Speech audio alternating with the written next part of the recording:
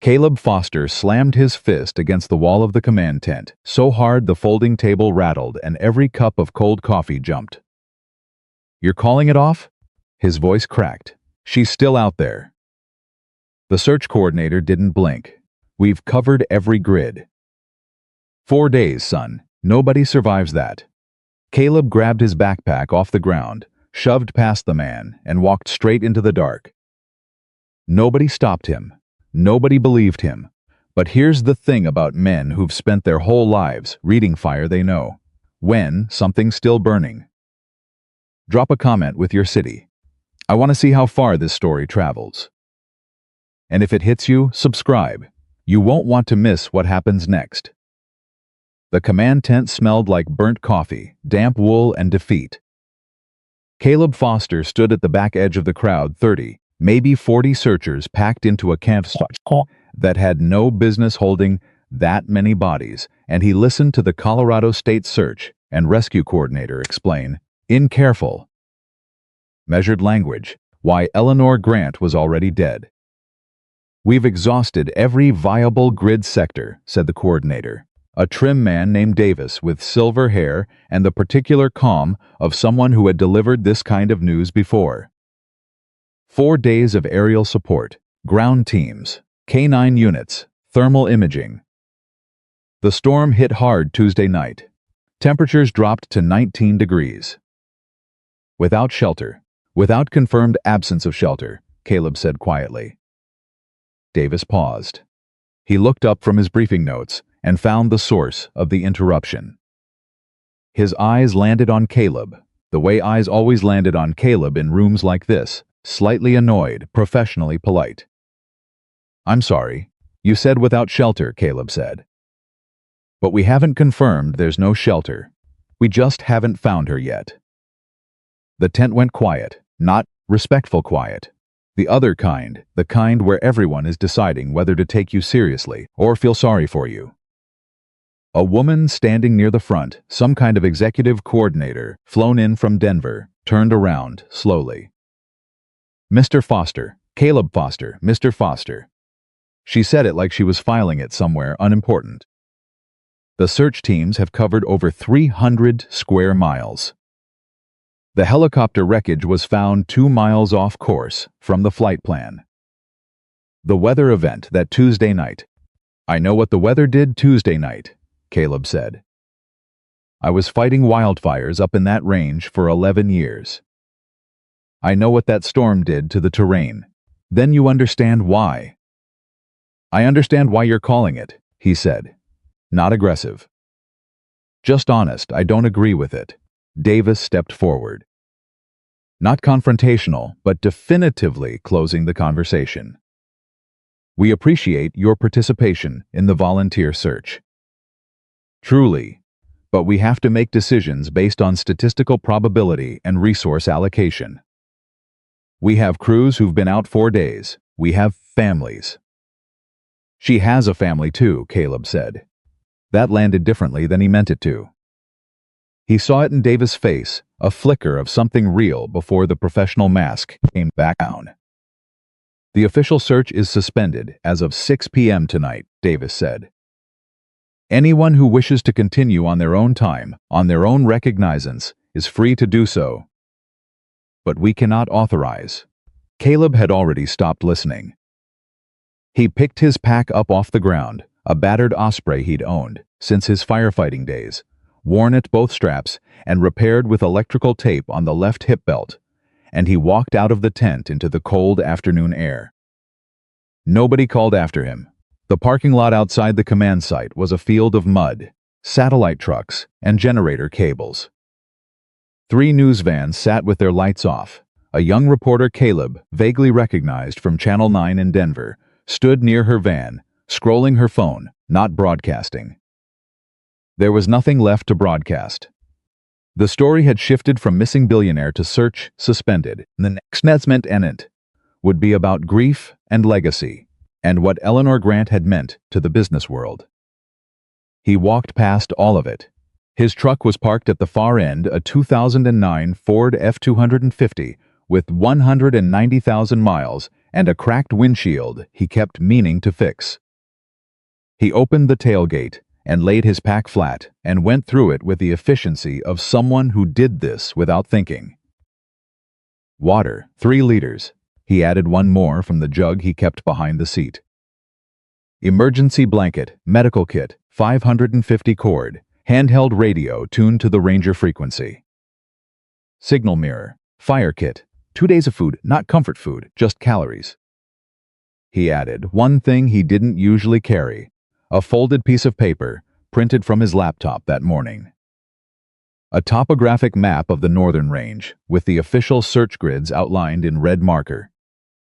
And something else. Something the search teams hadn't noticed or hadn't cared about, or maybe had noticed and dismissed. He'd been studying it for 2 days. His daughter Maya had asked him at breakfast why he was still going back up there. She was 9 years old, missing her 2 front teeth, and she had her mother's eyes, serious and brown and capable of looking directly into the center of you, in a way that made lying feel not just wrong, but structurally impossible. Because she might still be alive, he'd said, but the TV people said. I know what the TV people said. Maya had stirred her cereal in circles. Dad, if she was alive, wouldn't they have found her by now? Not necessarily. Why not? He'd thought about how to explain it. He'd thought about systems and grids, and the way technology tells you where to look, based on where things usually are. He'd thought about how wildfires jump roads and defy wind models and show up exactly where the map says they can't be. You remember when you lost your stuffed rabbit? He said, finally. Mr. Buttons? Yeah, where did everyone look? In my room. In the living room, in the car, and where was he? Maya had scrunched her face, in the recycling bin. Because you accidentally put him there when you were half asleep, Caleb said. And nobody looked in the recycling bin. Because that didn't make sense. It wasn't on the list of places rabbits go. His daughter had stared at him. She's in the recycling bin, Caleb said. Maya hadn't laughed. She'd just nodded, very slowly, like she was 9 years old and already understood things about Fouad, her father, that he hadn't fully said out loud yet. Be careful, she'd told him. He had kissed the top of her head and left before the sun came up. The elevation gain started at 7,400 feet and climbed from there. Caleb moved the way men move when they've spent years in terrain like this, not fast, not showy, but steady and completely without wasted motion. His breathing settled into a rhythm. His eyes moved constantly, not in the anxious scanning way of someone afraid, but in the reading way, the way you look at a mountain when you're trying to understand what it's saying. He was not following the official search grids. He was following something else. The storm that hit Tuesday night had come from the northwest. He'd checked the weather station data himself. Wind sustained at 38 miles per hour, gusting to 55 at elevation, hard rain turning to sleet above 9,000 feet. The helicopter had gone down somewhere in that window. But here was what nobody seemed to be thinking about, or what they'd thought about and moved past too quickly. People move with the wind at their backs. It's instinctive. It's biological. You're wet and cold and scared, and you move downwind because your body tells you that's the direction of less resistance. It's not rational. It's not navigational. It's not what a trained survival expert would do. But Eleanor Grant was not a trained survival expert. She was a 48-year-old woman who'd just survived a helicopter crash in the dark in a storm, and her body would have told her to move away from the wind. The official search grids had been built around the wreckage site and the flight path. They'd searched upwind, they'd searched crosswind. They'd done everything by the book. Nobody had walked straight downwind for 4 miles and looked in the drainage systems. By mid-morning, Caleb was in territory he knew. He'd worked a fire up here in 2014, the Ridgeline Complex, 40,000 acres, 3 weeks of his life that felt like 3 years. He knew the way the terrain buckled and folded in ways the maps didn't fully capture. He knew there were canyons up here that didn't show properly on standard topo, because they were narrow and the contour lines ran together. He'd told this to the search coordinator 2 days ago. Davis had nodded and said they'd make a note. They had not made a note. Or if they had, nobody had walked out here. He found the first sign 2 hours in, and it almost wasn't a sign at all. A branch, broken at chest height. Fresh break, pale yellow whitewood still exposed, not yet oxidized to gray. The branch had been a young aspen, and it had been broken by weight passing through, not by wind. Wind breaks branches up. This one had been pushed down and to the left. Caleb stopped. He crouched down. Below the branch, the ground cover was dense pine duff and old oak leaves pressed flat by last week's rain. He looked for 3 full minutes before he saw it. A partial boot print, one heel left side, size that could be a woman's size 10 or a man's size 8. He took out his phone and photographed it. Then he stood up and looked at the direction the branch pointed and the direction the boot print faced. Downwind, both of them. He said nothing out loud. He simply adjusted the weight of his pack and kept moving. The second sign came 40 minutes later. A piece of fabric, deep burgundy, snagged on a split-rail deadfall, a fallen spruce that had come down in the storm maybe, or maybe the season before, and now lay across the natural game path at exactly the height where someone moving through quickly in the dark might catch the hem of a jacket. Caleb's jaw tightened. He had seen Eleanor Grant's photograph approximately 100 times in the past 4 days. The media had run every image they had of her boardroom photos. The Forbes cover from 2 years ago, a candid from some charity gala in Chicago. But the one that kept appearing, the one the networks loved because it was human and accessible, was a picture from a skiing trip 3 winters ago. A woman in a burgundy fleece, laughing at whoever was behind the camera. Burgundy fleece. He photographed the fabric. He didn't call anyone yet. Not because he was keeping it secret, but because he knew what would happen if he called it in. Davis would send a team. The team would take hours to mobilize. And the terrain ahead, based on what he remembered from the fire and what he could see from the topo, was going to require moving fast and moving now. He made a decision. He kept going.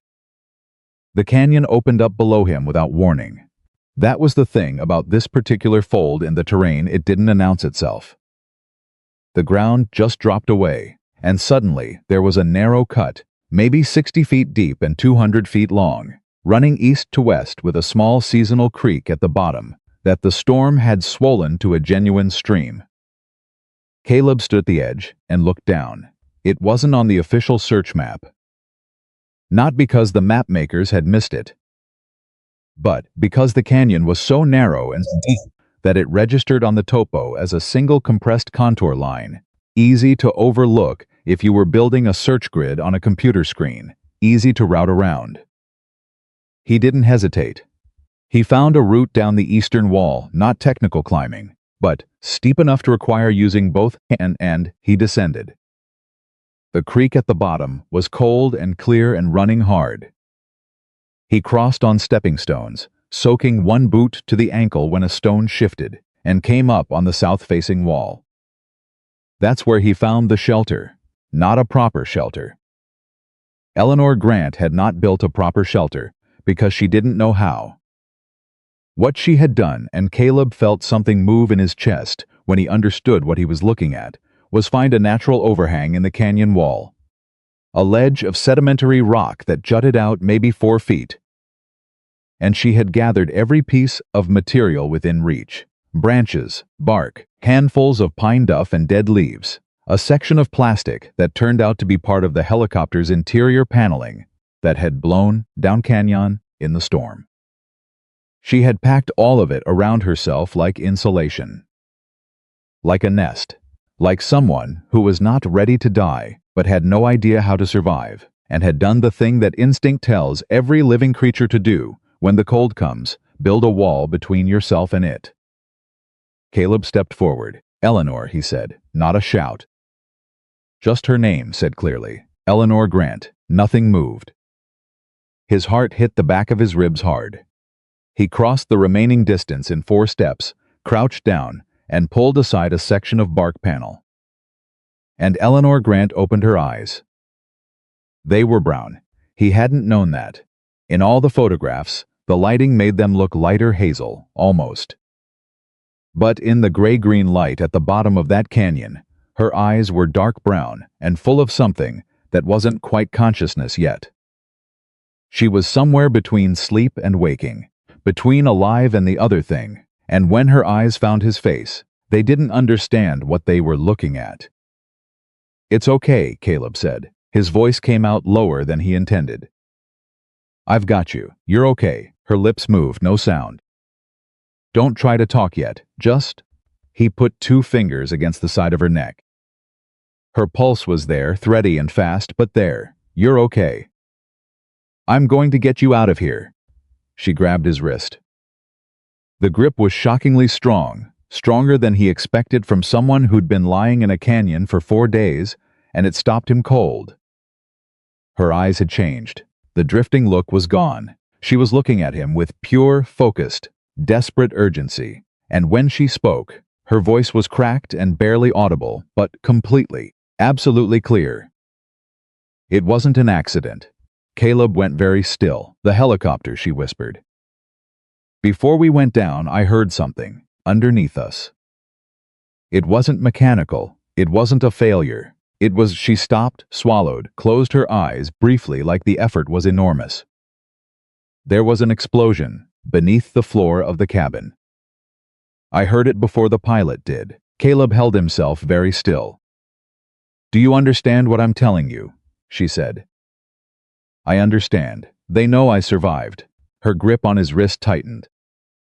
If I survived, they know, because they'll look for a body, and there won't be one, and they'll know. That means they're all ready. Hey, he said it quietly but firmly. One thing at a time. Right now the one thing is getting you warm and getting you out of this canyon. You understand? Everything else waits. She stared at him. Who are you? She whispered. Caleb Foster, I'm a volunteer. You're not with the search team? Search team called it off yesterday. Something moved across her face, something between disbelief and a terrible, exhausted understanding of what that meant. You came out here alone, she said. Yes, why? He reached past her and started assessing her injuries leg, clearly. The angle of her left leg, even inside the nest of insulation she'd built, was wrong. And her right hand, when the makeshift material fell away, was wrapped in a section of her shirt that had gone stiff and dark. Because the math didn't add up, he said. He was talking while he worked, not because he was nervous, but because he'd learned long ago that talking kept people present. The wind direction and the terrain, you were in a place nobody looked. 4 days, she said. Yeah, I counted. I wasn't sure, I kept losing time. But I think 4 days. 4 days, he confirmed. He opened his pack and found the emergency blanket, crinkled it out, and wrapped it around her shoulders. You did good. This shelter, you built this? I didn't know what else to do. You did the right thing, he said, and he meant it. Staying put, keeping warm, building a barrier, you did everything right. I broke my leg, I can see that. I tried to walk out the first night. I fell. Her voice was flat and factual, someone reporting information. I crawled back here. I thought... She stopped. You thought nobody would find you, he said. She didn't answer. She didn't have to. I found you, he said simply. He pulled a water bottle from the pack and helped her drink small sips, carefully, watching her face for signs of nausea. And now I'm going to get you out. But I need to tell you something first. What? What you told me about the helicopter. I believe you. He held her gaze steadily. And because I believe you, I need you to trust me when I say we are going to do this quietly. No radio broadcast of your position. No calling in your location to the main channel until I know who's listening. Eleanor Grant, 4 days in a canyon, broken and dehydrated, and barely conscious, studied his face with an attention that Caleb found almost unsettling. "You believe me," she said. Not a question, something like wonder in it. "I believe you," he said. She nodded once, slowly. Like something had settled. "Okay," she said, "okay. I trust you." Caleb. Foster looked at this woman, this face he'd seen on 100 television screens and magazine covers for 4 days. Reduced to pale skin and cracked lips and dark circles, and the absolute absence of pretense, and he felt the weight of what she'd just said land on him like a physical thing. "I trust you." He couldn't remember the last time someone had said that to him and meant it. He put it somewhere quiet and got to work. Getting her out of the canyon took 2 hours. He improvised a splint for her leg, using 2 sections of deadfall, and the cords from his pack's compression straps. He redressed her hand, a deep laceration, probably from the crash, badly in need of proper medical care but stable for now. He got 3 full liters of water into her, slowly, over the course of the work, watching her color come back by degrees. She didn't complain, not once. He'd carried injured people before, not many, but enough. There was always a point where people either went quiet in a bad way, retreating somewhere inside themselves, or they went quiet in a different way, a purposeful way, conserving everything for the work of survival. Eleanor went quiet in the second way. She bore the pain of the splint without making a sound, though he could see what it cost her in the set of her jaw and the way her knuckles went white against the blanket. When he explained that getting up the canyon wall was going to hurt, she had nodded and said, "Tell me what to do," and meant it. He did most of the physical work.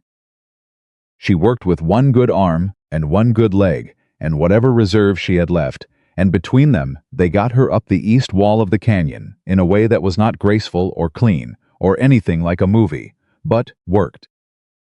At the top, she sat on the ground and breathed for 2 full minutes while Caleb reconstructed the pack and thought about the route back to his cabin. Not the command site, not the parking lot, the cabin. Because she was right.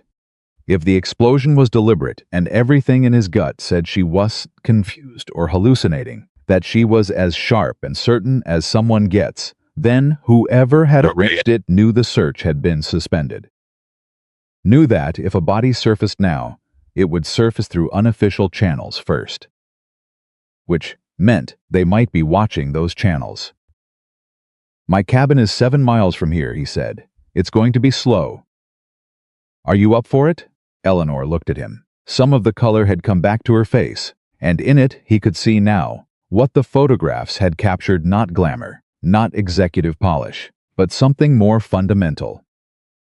A quality of attention. The way she'd looked at him was the way someone looks when they are actually completely focused on you, not performing focus, but inhabiting it. "What's your plan after the cabin?" she asked. "Get you stable. Get contact with people I trust, not through the main radio channel.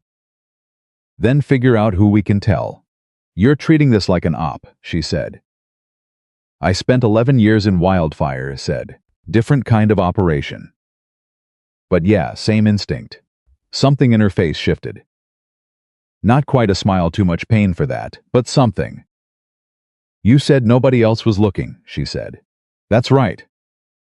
You came out here by yourself because you thought the math didn't add up." Yes, she looked at him for a long moment. The wind moved the trees above them. Somewhere to the north, a raven called once and went quiet. "Why does a former wildfire fighter care about a billionaire he's never met?" she asked. There was no edge in it, genuine curiosity, with a kind of directness that made Caleb think she'd spent her whole life cutting to the center of things. He stood up and adjusted the pack straps. "Because she was a person before she was a billionaire," he said. "Come on, let's move." He reached down and she took his hand, and they began the long walk back through the mountain. They had gone perhaps a mile when Eleanor spoke again. "She was," Eleanor said. Caleb glanced at her. They were moving side by side on flatter terrain. He had fashioned a crude crutch from a section of fallen aspen, and she was using it well, her jaw set, her pace deliberate, and slower than he wanted but functional. "What you said," she clarified. She was a person before she was a billionaire. She paused. "I'm not sure I've been a person in a very long time." Caleb didn't say anything. "I mean that honestly," she said. "Not self-pity. Just I can't remember the last time I did something that wasn't calculated. Positioned. When did I stop being someone and start being a brand?" She shook her head slightly. "I've had 4 days with nothing to think about except whether I was going to die, and that's the thing I kept coming back to." "How long since I was just a person? What answer did you come up with?" Caleb asked. She laughed, a short, painful sound, more air than voice. "Somewhere around 2019. Give or take." He watched the terrain ahead. "What happened in 2019? She was quiet for a moment. When she spoke, her voice had changed, the executive directness still there, but something softer underneath it. Something she wasn't used to letting out. "My father died," she said. "And within about 8 months, I'd made 3 major acquisitions, restructured the executive board, and appeared on the cover of Forbes. I thought I was moving forward." She walked 3 more steps. "I think I was disappearing." Caleb said nothing for a long moment. "My wife died in 2020, he said. Eleanor stopped walking. He walked 2 more steps before he noticed, and stopped too, turning to look at her. She was looking at him with that same quality of complete attention, and in her face was something he hadn't expected, not petty, not sympathy in the platitude sense, but recognition. The specific, quiet recognition of someone who has been in that particular country.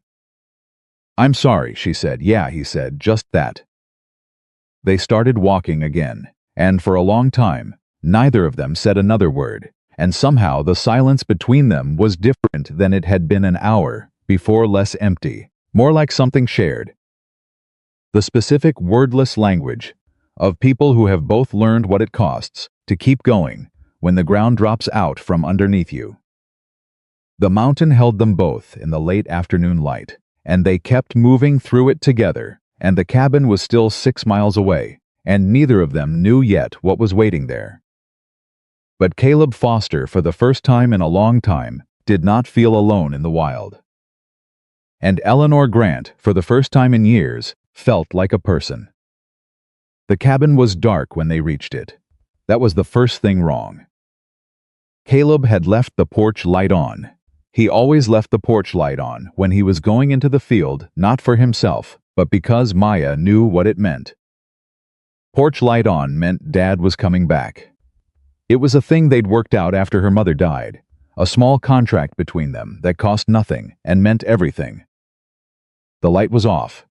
He stopped 30 yards out in the tree line and put his hand out to stop Eleanor without touching her.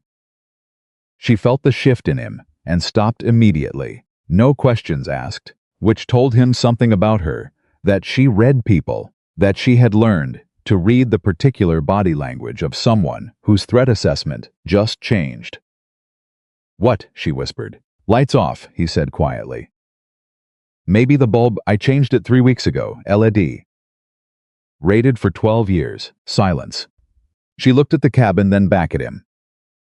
"Could be the breaker." "Could be," he said. He didn't move. "Could be a lot of things." He stood there for 2 full minutes. Eleanor said nothing. She understood, without him explaining, that this was not the moment for questions. She stood beside him on one good leg and the aspen crutch, and she watched the cabin the same way he did, and Caleb thought that whatever else Eleanor Grant was, she was not someone who fell apart under pressure. He studied the structure, the windows, the driveway. His truck was still where he'd left it. But there were 2 additional sets of tracks in the mud. He could see them from this angle, the ground soft enough after the rain to hold the impression. 2 vehicles at least, maybe more, hard to tell from here. He pulled Eleanor back deeper into the tree line. "We're not going in," he said. "Who knows you're here?" "The search coordinator knows the general area." "That's it. Who else?" He thought about it. Nobody who'd be a problem. "Then who left those tracks?" He didn't answer, because he didn't have one, and because the honest answer, someone who shouldn't be here, was not a comfort. "We need to move," he said. "Now can you keep going?" She looked at him steadily. Her face was gray with exhaustion and pain. She'd been moving on a broken leg for 3 hours. He could see the toll of it in the tightness around her eyes, the way her jaw was set at an angle that suggested she was managing pain by will alone. "Where?" she said. "Fire tower, about 2 miles north. Old one decommissioned in 2011. It's not on any current operational map." 2 miles. Yeah, she gripped the crutch. "Then let's go." They moved north, back into the trees, and Caleb kept his hand on his radio, but did not key it. Not yet. Not until he knew who was listening. They had gone perhaps 400 yards when they heard the cabin door open. He pulled Eleanor down behind a fallen log, not gently, because gentle wasn't the priority, and she went without protest, swallowing whatever sound the impact cost her, and they lay flat in the pine duff and listened. 2 voices, male, too far to make out words, but the cadence was wrong, clipped, professional, the back and forth of people, reporting in, rather than talking. One of them said something that ended in a question. The other answered in 2 words. Then silence. Then a flashlight beam swept the tree line 30 yards to their left. Caleb did not breathe. Eleanor did not breathe. The beam moved right. Then left again. Then it went back toward the cabin, and the door closed. They waited 5 full minutes without moving. Then Caleb's hand found Eleanor's arm in the dark, and he pressed twice move, and she moved. They went north. The fire tower was 2 miles, and they covered it in 57 minutes, which was fast enough to matter, and slow enough not to kill her. And Caleb counted every one of those minutes the way he used to count minutes on the fire line, when the wind was changing, and you had to know exactly how much time you had before everything shifted. The tower came out of the darkness above them, a steel structure, 4 legs, the cab at the top dark and locked. Caleb knew where the spare key was. He'd been the one to hide it, years ago, during his firefighting days, when crews sometimes used the decommissioned towers for emergency shelter. He got Eleanor to the base and helped Hun to sit against one of the steel legs while he climbed 15 feet up the ladder to retrieve the key from behind a junction box bolted to the first landing. When he came back down, she was looking at her hand. The bandage he'd applied in the canyon had soaked through. Not badly, the bleeding had slowed, but in the flashlight he'd allowed himself briefly, carefully, her palm looked bad. Deep, the kind of wound that needed actual attention. "I need to look at that," he said. "Later, Eleanor." "Later," she said, and the tone was the particular tone of someone accustomed to making decisions that end conversations. "Get us inside first." He got the door open, got her up the stairs, one careful step at a time, and they settled into the cab, a single enclosed room at the top of the tower. Glass on all 4 sides. Empty except for a metal folding chair and the ghost of a wood stove that had been removed. From up here, he could see the cabin. He could see the lights, 2 flashlight beams now, moving separately. One inside, one outside, working the perimeter, systematic. Trained. "They're searching the cabin," he said. Eleanor came to stand beside him, putting her weight on the good leg, one hand on the glass. She watched the lights for a long moment. "They're looking for evidence I was there," she said. "Not a question. Yeah. How long before they expand the search?" "Depends on how good they are," he said. "If they're good hour, maybe less." She turned away from the window. In the dark of the cab, he could barely see her face, but he could hear the shift in her breathing, not panic, but calculation. The particular sound of a very smart person running through options fast. "Tell me about the conspiracy," he said. Tell me everything. Because right now, I need to understand what we're actually dealing with. She didn't hesitate. It was like she'd been waiting for someone to ask. 3 men, she said. Sifo, Koo, and the chairman of our private equity advisory board. Warren Holt, David Rains, and Philip Carver. They've been skimming from subsidiary accounts for 4 years, complex enough that it took me 18 months to trace it. And I have a forensic accounting team that costs $2 million a year to run. How much money? Conservative estimate, $400 million. Caleb let that number sit in the air for a moment. And they knew you'd found it. I made one mistake, she said, and in her voice was the flat, cold tone of someone who had spent 4 days replaying a specific error. I told my general counsel I was close to filing charges. 24 hours later, Philip Carver asked to meet me in Denver. He offered me the helicopter as a gesture of goodwill. Philip owns a private aviation company, and he'd lent me aircraft before. I should have known. I shan't, Caleb said. She looked at him. Don't do that, he said. Not now. You can do it later when it's safe to. Right now I need you thinking forward, not backward. She stared at him for a moment. Then something shifted in her expression, something almost like relief. Right, she said. Forward. The evidence you have.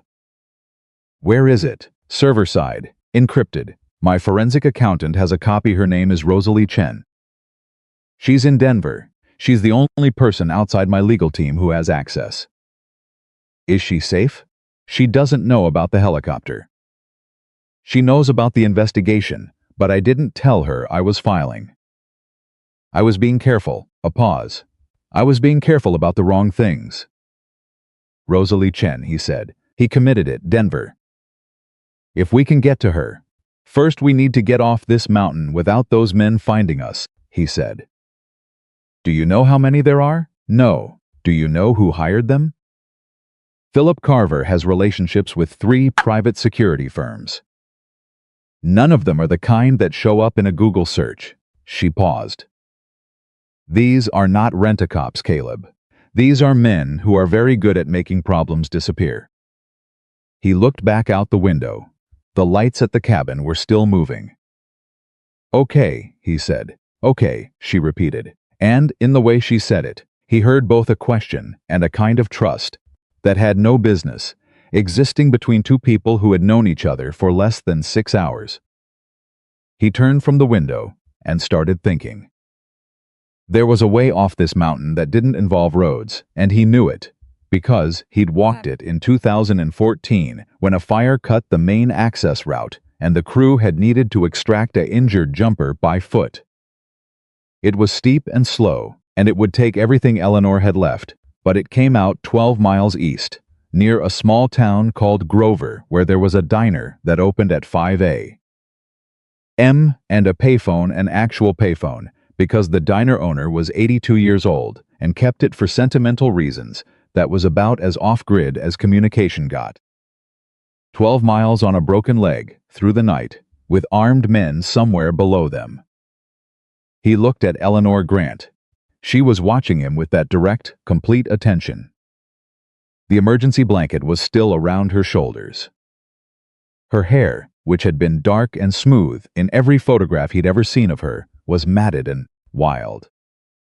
Her face was pale and carved down to nothing essential, all the professional surface stripped away, leaving something plainer and, he thought, considerably stronger. I have a route, he said. How hard? 12 miles, most of it in the dark. She closed her eyes for 3 seconds. Then opened them. What's at the end of it? A payphone. A diner, and a way to reach people we can trust. A payphone, she said flatly. Analog, he said. Can't be monitored the way digital can. Not quickly, anyway, she almost smiled. A billionaire's life saved by a payphone. Story for your grandkids, he said. Let's move, she said. He helped her to her feet, and they went back down the tower stairs into the dark. And behind them, at the cabin, a light came on bright sudden, flooding the front of the structure. Not a flashlight, a work light. The kind you bring when you're planning to be thorough. They were accelerating the search. Caleb and Eleanor moved north and east into the trees, and the mountains swallowed them. He set the pace by her, not his pace hers. Every 10 minutes he checked her face and her breathing and the way she was moving the crutch. She was tough in a way that surprised him, not because he'd expected softness, but because toughness in the abstract is different from toughness at hour 4 on a broken leg in the dark, on a mountain, with men hunting you.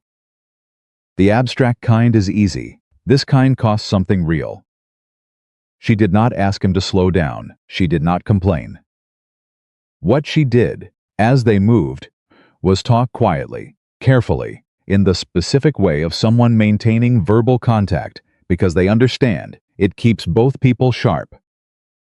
"Tell me about the firefighting," she said. "Long story."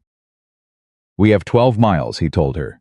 Not all of it, not the parts that still lived in the raw part of his chest, but enough.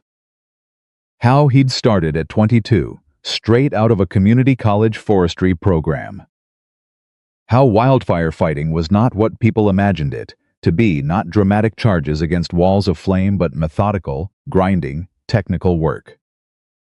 Reading terrain, reading fuel, reading the way wind moved through country in ways that the people who built the models couldn't always predict. "You read things," she said. "What do you mean? The tracks?" "The branch, the terrain, the way you found me. You read things other people walk past." "That's the job." "No," she said. "I've been around a lot of people whose job requires reading things. Analysts, investigators. They read what's there. You read what's supposed to be there, but isn't. That's different." He was quiet for a moment. "My wife used to say I was better at listening to mountains than to people," he said. Eleanor was quiet, letting the sentence live. "Was she right?" she asked finally. He thought about it honestly. "Yeah," he said. "Pretty much." "What was her name? Sarah. What was she like?" The question was so direct and so simple that it caught him off guard, not unpleasantly, but the way a door opening in an unexpected place does. "Loud," he said, in the best way. She had opinions about everything, and she was wrong about maybe 30% of them, and she would argue the other 70% so hard that even when you were right, you started to doubt yourself. He paused. "She laughed a lot. Maya has her laugh. Maya's your daughter." 9 years old. "She's why you came back out this morning," Eleanor said. Not a question. He glanced at her sideways. "What do you mean?" "You didn't come back out because of me," she said. It was matter of fact, not unkind. "You don't know me. You came back because you're the kind of man who needs to be able to look at his daughter and know he didn't quit when something mattered." She navigated a section of uneven ground carefully. "I'm the thing that mattered today. Tomorrow it might be something else. But Maya is why you couldn't walk away." Didn't say anything for a long time. "Yeah," he said finally. "I guess that's about right." They kept moving through the dark. Around the 90-minute mark, Eleanor started to flag. He knew it before she said anything. The pace changed. The rhythm of the crutch became slightly less controlled, and her breathing went from the managed, deliberate cadence she'd been maintaining to something shorter and higher. "Stop," he said. "I'm fine, we're stopping," he said. Not negotiable. 10 minutes. She stopped because her body demanded it, even if her will hadn't yet agreed. He helped her sit against a tree trunk, and she let him, and he got the last liter of water out of his pack and made her drink while he watched the terrain behind them. Nothing. No lights, no sound that shouldn't be there. "Talk to me about Warren Holt," he said, keeping her sharp. Keeping her present, she drank, handed the bottle back. "CFO, 12 years with the company. He was my father's hire originally, one of the reasons I kept him when I took over. He knew where every dollar came from and went to, and for 6 years that knowledge was an asset." She rested her head back against the bark. "Then it became a liability. For both of us. He's the one who built the structure?" "The skimming architecture? Yes. Philip brought the contacts and the offshore accounts. David made sure the operational numbers were clean enough that a surface audit wouldn't catch it. But Warren built the mechanism. She paused. He's very good. It took my team 18 months to unravel it, and they knew what they were looking for. How did you know to look? Gut, she said simply. I couldn't find a specific number that was wrong. But that pattern of certain subsidiary revenues was too consistent. Real business has noise, variability, friction, the normal irregularity of markets. These numbers were too smooth. She looked at him. Like a trail with no animal tracks. You know something's wrong because nothing is too perfect.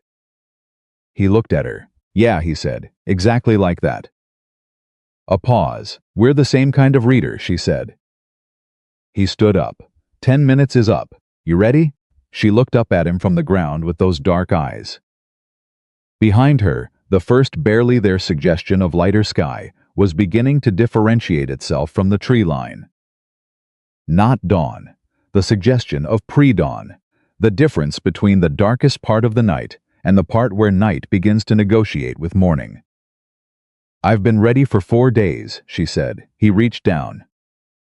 She took his hand, and they kept going. The next crisis came 40 minutes later, and it came fast. They were crossing a ridgeline, exposed for about 200 yards, moving low and steady when Caleb heard the sound. Rotors, distant, but coming from the south. He stopped, grabbed Eleanor, and pulled her flat without ceremony. The helicopter swept over them high and wide, not military, not state police. Private, black fuselage, no visible markings in the dark, but he caught the navigation light pattern. Not a rescue configuration, a search configuration. They have a helicopter, he said. Eleanor said nothing, which was the correct response, because there was nothing useful to say. The aircraft banked north, swept a wide arc, and came back south. It was running a grid, a systematic search grid, east to west. With a thermal imaging camera, he could see the gimbal housing mounted beneath the forward section. Thermal imaging. We need cover, he said. Dense cover right now. He was already moving, guiding her toward the heaviest tree canopy on the north slope of the ridge. Pine, dense, old growth, branches interlocking overhead in a way that would break up their heat signature on a thermal scan. Not perfect, but thermal imaging through a dense conifer canopy at altitude, moving. At night the false positive rate was high enough that a smart operator would flag it, but not act without confirmation. They got under the trees 6 seconds before the helicopter's second pass. He could feel the rotor wash, that close. Eleanor pressed against the tree beside him, her breathing controlled, and in the dark he could just see the line of her jaw, the way she was holding herself together through pure, determined will. He thought again about what she'd said. I've been ready for 4 days, and understood that it was literally true. 4 days alone in a canyon had stripped something from her, but what it had stripped was not strength. It had stripped the performance of strength and left the actual version underneath. The helicopter passed, then returned, then moved east. They waited 4 minutes, then Caleb said quietly, "We have to split up." Eleanor's head turned toward him. "What? The thermal imaging?" "No," she said, flat absolute. "Listen, I am listening." "The answer is no." Her voice was low and hard and left no room. "You are not leaving me alone on this mountain, Eleanor. If we're together, we're twice as clear a target on the scan. If we separate by 50 yards, move parallel. If we separate, one of us gets found and the other has no idea." She paused. "I am not going back into a canyon alone, not again." He looked at her. The helicopter's sound had faded east. The thermal threat was real, but not immediate. The argument for separation was tactically sound. The argument against it was something that wasn't in any tactical manual he'd ever read: the simple, undeniable truth that she had been alone for 4 days, and that something in her that wasn't fear exactly, but was something the family of fear. had made a very clear decision about staying close to another human being. He had lost people by separating in terrain like this. He had also saved people by separating in terrain like this. Stay within voice distance, he said, 30 yards. If you hear me stop, you stop. If you hear me move, you move. She met his eyes, 30 yards, and stay under heavy canopy every time you hear rotors. Understood. Okay, he said, then we stay together. Move, they moved. The next 90 minutes were the hardest. Not because of the terrain, though the terrain was rough enough. The hardest part was the silence he maintained, no talking, minimal sound, moving by feel, and memory and the growing gray of pre-dawn that was just enough light to navigate by. Eleanor matched him step for step, 30 yards, exactly as he'd said. He checked over his shoulder every few minutes. She was always there, a dark shape in the pre-dawn gray, the crutch swinging in a rhythm that had become, over the course of the night, as familiar to him as his own footsteps. At the 2-hour mark, the helicopter stopped coming back. Either it had run its grid and found nothing, or it had refueled, or the thermal imaging had produced too much canopy interference to be useful. Whatever the reason, the night went quiet, in a way that felt different, the particular quiet of a threat that has moved off, not a threat that has disappeared. It's gone, Eleanor said, when he stopped, and they both listened for 3 full minutes. For now, he said. How much further? 3 miles, maybe. She exhaled. 3 miles, downhill from here. She looked at him. You're being kind about the terrain. Little bit, he admitted. Something crossed her face, not quite a smile, but adjacent to one. The first he'd seen that had any warmth in it. My forensic accountant, she said, resuming movement. Rosalie, when we get to the payphone, I need to call her first. She has a protocol. If she doesn't hear from me within a window she's set, she's instructed to deliver the evidence package to the FBI field office in Denver. She paused.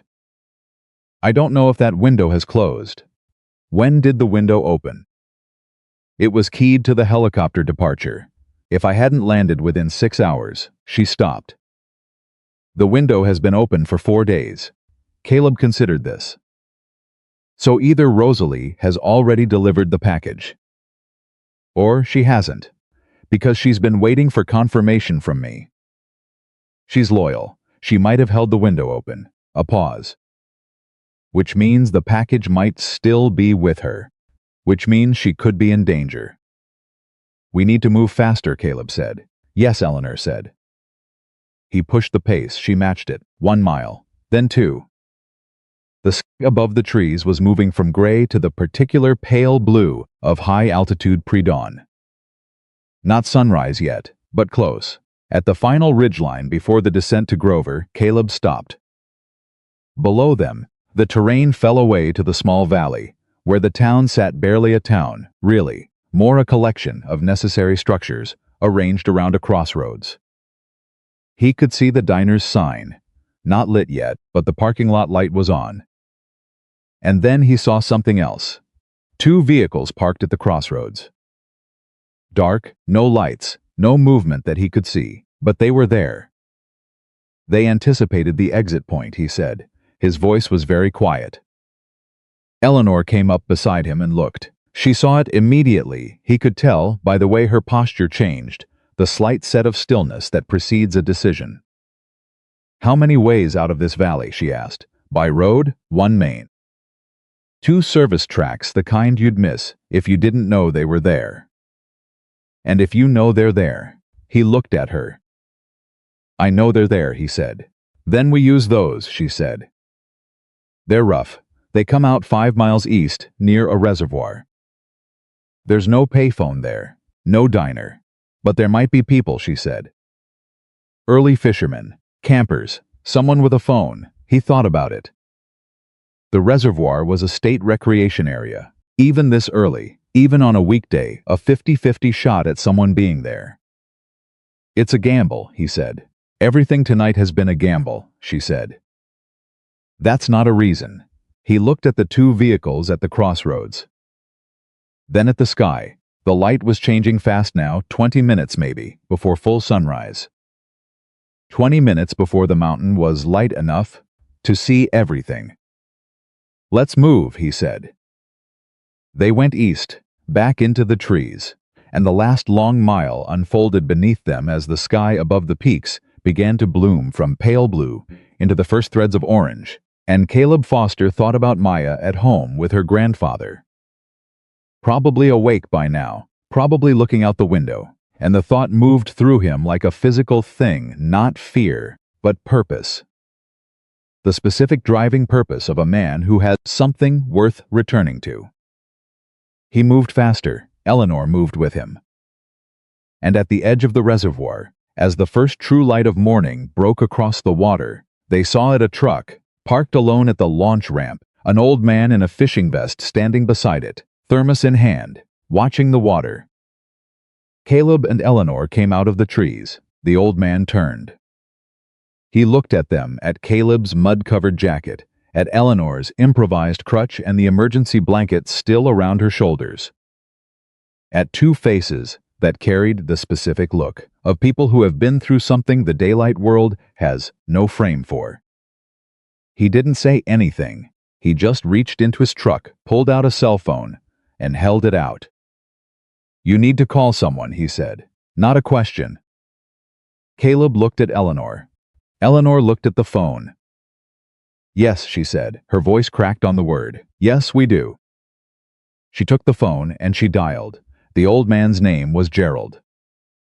I didn't ask questions. He just stood beside his truck at the reservoir launch ramp, with his thermos in one hand, his fishing rod leaning against the tailgate, and he watched Eleanor dial with the practiced stillness of a man who had lived long enough to not know that some mornings arrive with things in them you weren't expecting, and the decent response is to simply make room. Eleanor's fingers moved across the screen. Her hand was shaking, not dramatically, just a fine, persistent tremor that she couldn't entirely control. The accumulated cost of 4 days and one very long night settling into her joints all at once. She dialed Rosalie Chen's number from memory. She had always kept important numbers in her head, a habit from before smartphones that she'd never let go of because she understood, in some part of herself, that there would come a day when a phone wasn't an option. It rang twice. "Hello?" Rosalie's voice was cautious. She didn't recognize the number. "Rosalie, it's me." The silence on the other end lasted exactly 3 seconds, and in those 3 seconds, Caleb could hear, even from where he stood, the particular quality of someone trying to decide if they were dreaming. Eleanor. Not a question. A statement of fact that Rosalie seemed to be testing with her own voice to see if it would hold. "Eleanor, where are you?" The news said. "I know what the news said. I need you to listen to me very carefully. Have you delivered the package?" Another pause. Shorter. "No, I kept the window open." Rosalie's voice broke slightly. "I've been waiting." "I didn't want to believe." "Good. Do not deliver it yet. Do not move it. Do not access it from any device that has been online in the past 72 hours. Eleanor's voice had shifted. The exhaustion and pain were still there underneath. But on top of them, something else had taken over. The operational voice. The woman who ran a billion-dollar company and knew what commands sounded like. "Are you at home? I'm at the office. Leave now. Take nothing from your desk. Walk out like you're going to lunch." "Eleanor, what's happening?" The helicopter wasn't an accident. A pause, and in that pause, Caleb heard Eleanor make the decision to say the rest of it plainly and quickly. Philip Carver arranged it. Holt and Rains were involved. They know I have the evidence, and they know I'm alive, and they will come for the package if they think it can still reach the FBI. The silence from Rosalie this time had a different quality. Heavier. The silence of someone whose world has just been rearranged into a shape they weren't prepared for. "Oh God," Rosalie said quietly. "Rosalie, focus. Can you do what I'm asking?" "Yes," her voice steadied. "Yes, I can do that. Walk out of the building, get in a cab, not your car, a cab, and go to the address I'm going to give you. Write nothing down. Eleanor looked at Caleb. He gave her a single nod. It's the home of a man named Caleb Foster. His daughter and her grandfather are there. You'll tell them Eleanor sent you and that you need to wait. Can you remember an address? Yes. Eleanor looked at Caleb again. He gave her the address. She repeated it into the phone once, clearly. Go now. Leave your personal phone on your desk. My phone. Leave it. Buy a prepaid at the drugstore on your way. Call me back at this number. A beat. Then Rosalie said very quietly, You're really alive. I'm really alive, Eleanor said, and I intend to stay that way. Go. She ended the call.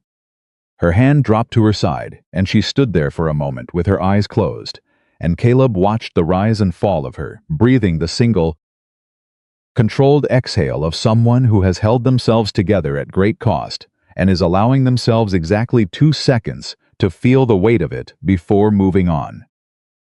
Gerald, who had heard all of this without comment, reached into his truck cooler and produced a bottle of water and a wax paper-wrapped sandwich. He held them both out without ceremony. Ham and Swiss, he said. Made it this morning. Eleanor opened her eyes and looked at him. Thank you, she said. And the way she said it stripped of every professional reflex, just 2 plain words carrying their full weight, made Caleb look away for a second, because it was a level of naked gratitude that felt private to witness. Don't mention it, Gerald said. He glanced at Caleb. You need the hospital. She needs the hospital, Caleb said. And we need to get her there, without anyone knowing where we're going until she's inside. Gerald looked at Eleanor's leg, at the improvised splint, at the hand wrapped in Caleb's shirt material. He looked at both of them with the particular assessment of an old man who has seen enough of the world to do fast, accurate math. My nephew works at Mercy General in Glendale, he said. He's a charge nurse. He's a good man who knows how to be quiet, when quiet is the right thing to be. Caleb looked at Eleanor. Glendale, she said. It's an hour, Gerald said. My truck's got a full tank. Caleb thought about the vehicles at the crossroads. About the helicopter. About the fact that every road out of this area was potentially watched. He thought about a 70-something fisherman in an unremarkable pickup truck, and how invisible that was, and how invisibility was the only tactical asset they had left. We need to go now, Caleb said, before the sun's fully up. Gerald was already moving to the driver's door. I know the back roads, he said. Been fishing this country for 40 years. Get in. They got in. Gerald drove the way he did everything, without hurry and without waste, navigating the gravel service roads that ran along the reservoir's eastern edge with the ease of someone who had never needed a GPS to know where he was. He didn't talk. He turned the heat on without being asked, and the warmth hit Eleanor like a physical thing. She leaned her head back against the seat and closed her eyes, and Caleb watched her face relax by degrees as the truck moved east, away from the mountain, away from the lights that had been searching through the dark. She was asleep inside 4 minutes. He let her sleep. Gerald drove. After 20 minutes, the old man said quietly, without taking his eyes off the road, that woman's been through something bad. Yes, Caleb said. You find her up there? Yes. A long pause. The road curved south, and the mountains began to flatten out into the high plains of eastern Colorado. My son did a search and rescue course back in 9. He said the hardest thing about the job was knowing when the people giving the orders were wrong and not being able to say so. Caleb looked at him. He'd have liked you, Gerald said simply. He didn't say anything else about it. Caleb looked out the window and watched Colorado unspool from mountain to plain in the early morning light, and he thought about Maya and whether Rosalie had gotten out of the office yet, and whether the men at the crossroads had stayed put or moved, and whether the helicopter was still running grids somewhere above the tree line. Then he thought about Sarah. He thought about what she would have made of this specific morning, because she would have made something of it. Sarah always made something of everything. She had that quality of treating ordinary extraordinary moments as narratable, as worth describing. She would have sat in this truck and she would have watched the mountains going by, and she would have said something that was simultaneously a joke and completely serious, something that would have made him laugh and think at the same time. He missed that. He missed it the way you miss a specific frequency of sound after you've lost your hearing in one ear, not abstractly, but with a precise, located awareness of the exact thing that's gone. He was still thinking about this when Eleanor's phone buzzed against his leg. He looked at it. Gerald's number forwarded. Rosalie calling back. He answered quietly. "It's Caleb. She's sleeping. Talk to me." A beat. "Okay. I'm in a cab. I left my phone. I have the package on an encrypted drive." She stopped. "Who are you exactly?" "I'm the man who found her." Another beat. The news said the search was called off. The news was right. I kept going. He could hear her processing this. Then, with the directness of someone whose mind worked in the same way, Eleanor's did fast and straight. "Are you law enforcement?"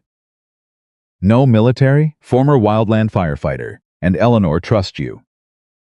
She said so. "That's enough," Rosalie said, and Caleb heard in that three-word sentence the echo of the same quality he'd heard in Eleanor. At the canyon, the decision to trust, made fast and made completely, because the situation left no room for the slower version. "I'm going to the address. But there's something you need to know." "Tell me. I got a call this morning," before Eleanor called. 3 hours ago." A pause, and in the pause, the particular tension of someone about to say something that changes the shape of the problem. From David went still. "Eleanor's CO." "Yes. He called my personal cell, which I've never given him, which means someone got it for him." He said he was concerned about the investigation and wanted to talk before I made any decisions I'd regret. Those were his exact words. "He was warning you off, or threatening me, depending on how you read it." Her voice was steady but tight. "Which means they know about me. They know I have the package." "Caleb, if I'd waited another few hours." "You didn't," he said. "You're out. You're moving. The package is secure?" "On my person, encrypted. They need my biometrics and a 16-character passphrase to open it." A pause. "I've been carrying it inside my bra for 4 days, because I was afraid to leave it anywhere." He almost smiled. "Okay, get to the address. Don't stop anywhere except the drugstore. And if you feel like you're being followed, I'm a forensic accountant, not a field operative," she said. "I know. If you feel like you're being followed, don't go to the address. Go to any fire station and walk inside, and don't leave." He thought for a second. "Fire stations are public buildings. They can't follow you in without making it obvious." A brief pause. "That's actually very smart. Drive safe," he said. He ended the call. Gerald was watching the road. Trouble? "The people looking for her know about someone else who's carrying evidence," Caleb said. "She's on her way to my house." Gerald nodded slowly. "You got family at your house?" "My daughter, and her grandfather." Gerald said nothing for a moment. Then he reached into the center console and produced a cell phone, one of the basic models, and held it out. "My nephew's number is in there, under Jim. Call him now, tell him you're coming. He'll make sure she gets in the side entrance, no intake desk, no paperwork trail." Caleb took the phone. He called Jim. Jim answered on the second ring with the immediate alertness of a charge nurse who was accustomed to calls that required that kind of attention. And Caleb explained the situation, in the same way he'd learned to communicate on a fire line, fast, clear, no extra words. Jim listened without interrupting. When Caleb finished, Jim said, "How bad is the leg?" "Broken, left hip fib, I think, and a hand laceration, 4 days old. She's dehydrated but coherent and walking. Walking on a broken leg for how long? 8-9 hours. A short silence. She's tougher than most, Jim said. Yeah, Caleb said. She is. I'll be at the side entrance. Blue scrubs, gray beard. Don't come to the front. A pause. You said nobody can know she's there. Nobody, Caleb said. That includes my supervisors? Especially your supervisors. At least for the first hour. Another pause. Caleb could hear Jim weighing something professional, obligation against whatever his uncle had told him over years of fishing trips and family dinners about the kind of man Caleb Foster was. 1 hour, Jim said. After that I need to notify someone. A patient this critical. 1 hour. I'll have the right people there by then. Then move fast, Jim said, and the line went quiet. Gerald made the turn onto the highway without being asked, and the truck accelerated, and Eleanor slept, and Caleb sat with the weight of the next hour, arranged in front of him like a map with too many possible routes, and not enough confirmed roads.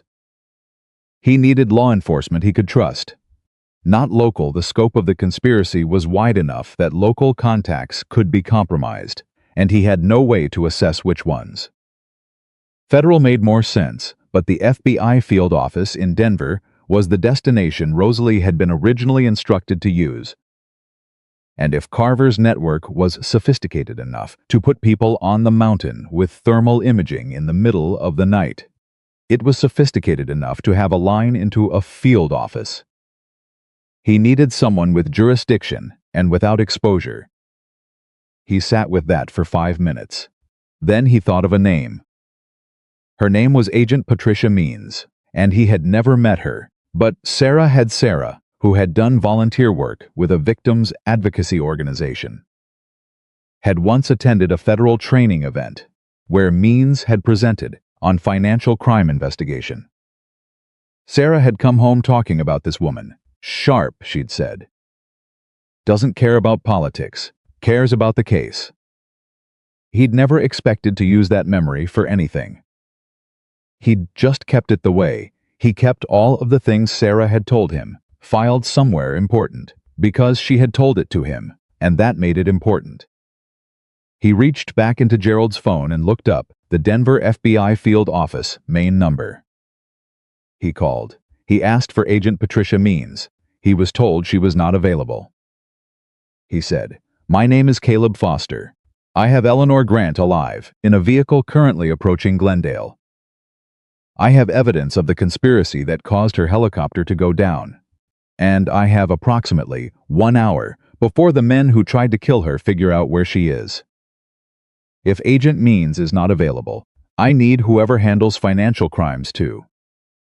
"Hold, please," the operator said. He held for 40 seconds. Then a voice came on, female, crisp, with the particular economy of someone who had been interrupted doing something important and was going to give him exactly as much attention as the first 30 seconds justified, not 1 second more. "This is Means, Agent Means. My name is Caleb Foster. I know this call sounds like, is she alive?" Caleb blinked. "Yes, where is she?" "En route to Mercy General in Glendale." "Side entrance, 1 hour. Not long. How did you find her?" "I followed the wind direction and the drainage patterns, and the search team missed her because they built the grid around the flight path instead of the terrain." A longer pause. Then, with a shift in register that told him she had moved from skeptical to something else entirely, "Who knows she's at Mercy General?" "Currently, you, me, a charge nurse named Jim, and my driver." "Keep it that way." The sound of movement, a door, fast footsteps. "She was already moving. Foster. Yeah, you did something that matters this morning." "She did something that matters," he said. "She survived." He heard what might have been a brief, genuine sound of agreement. Then 1 hour. "Don't use that phone again after you hang up." He hung up. Gerald glanced at him sideways. "Feds?" "FBI," Caleb said. "Good," Gerald said and drove. Eleanor woke up 20 minutes outside Glendale. She woke the way some people do after the kind of sleep that isn't restful but necessary, abruptly, fully, with her eyes open and her mind running before her body caught up. She looked at the window, at the planes, at the light, and then she looked at Caleb, and he could see her remembering where she was and how she'd gotten there in the span of about 4 seconds. "Rosalie," she said, "moving packages secure. She got a call from Rains this morning." Eleanor's jaw tightened. He knows. He knew before this morning. He had her personal cell number. She processed this.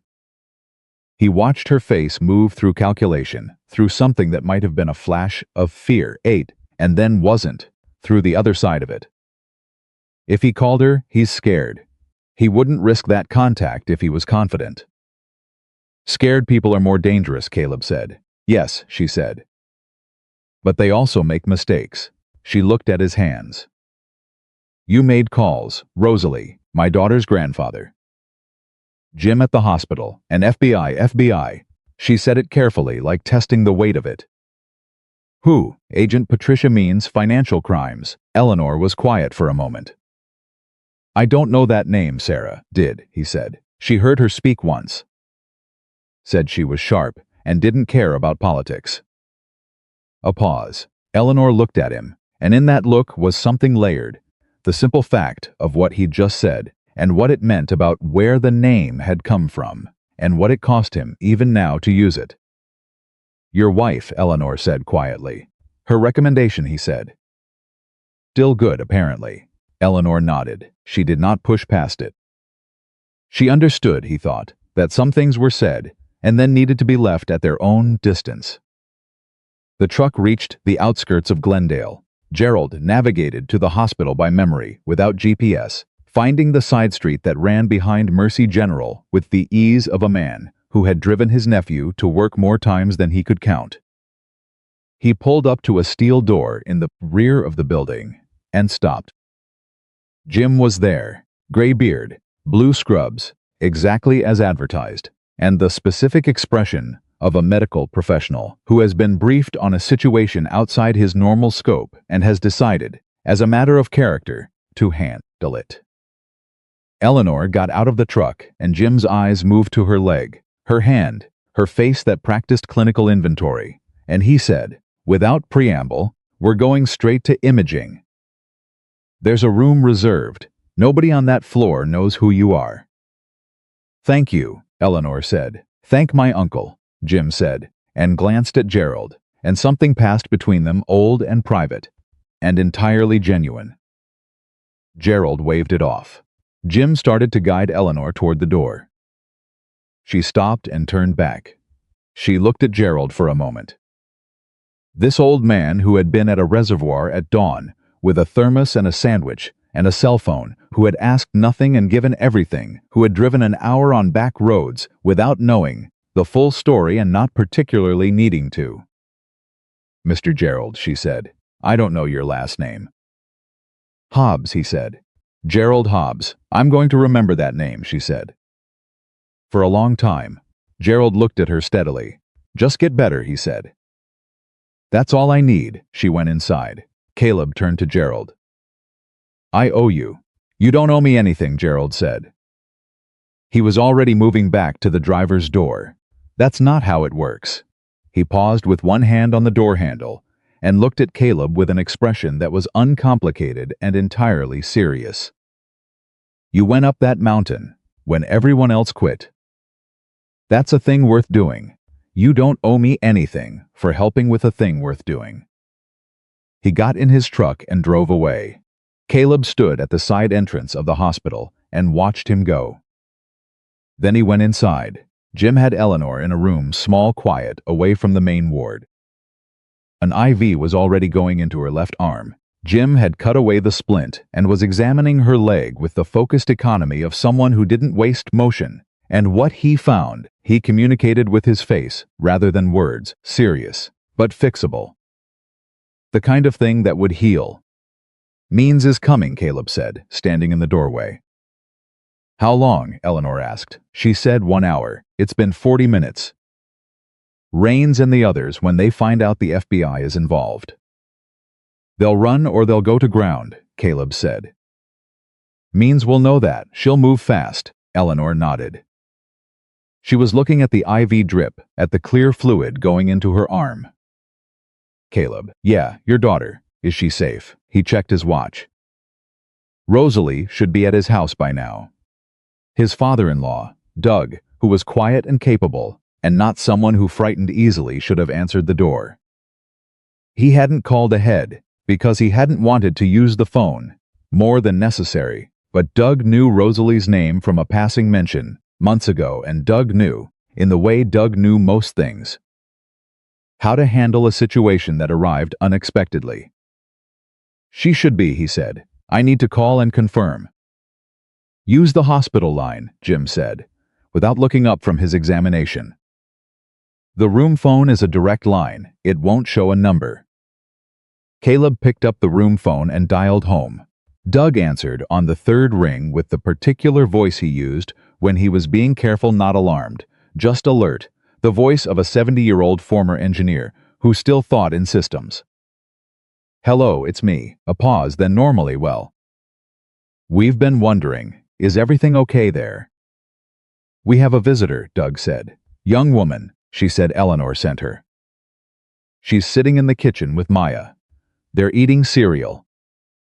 Caleb exhaled slowly. Good, keep her there. Don't let anyone in you don't recognize. Anyone I do recognize? Trust your judgment. My judgment says this morning is unusual, Doug said. It is, Caleb said, but it's almost over. Maya wants to know if you're okay, Doug said. He thought about what to say. He thought about Maya's serious brown eyes, and the way she had told him to be careful, and meant it the way a 9-year-old means things completely, without the protective irony that adults develop over time. Tell her I found the person, he said. Tell her she was in the recycling bin. A brief pause on Doug's end. Then quietly, a small sound, Doug putting his hand over the phone, relaying the message, and from somewhere in the background, faint but unmistakable, Maya's laugh. Her mother's laugh, that specific pitch and rhythm that lived in Caleb's chest like a permanent resident. He held on to it for a second. I'll be home as soon as I can, he said, and hung up. When he turned back to the room, Eleanor was watching him with that full, direct attention. Jim had moved away to get something from a cabinet, and in the brief privacy, she said quietly, she has your wife's laugh, doesn't she?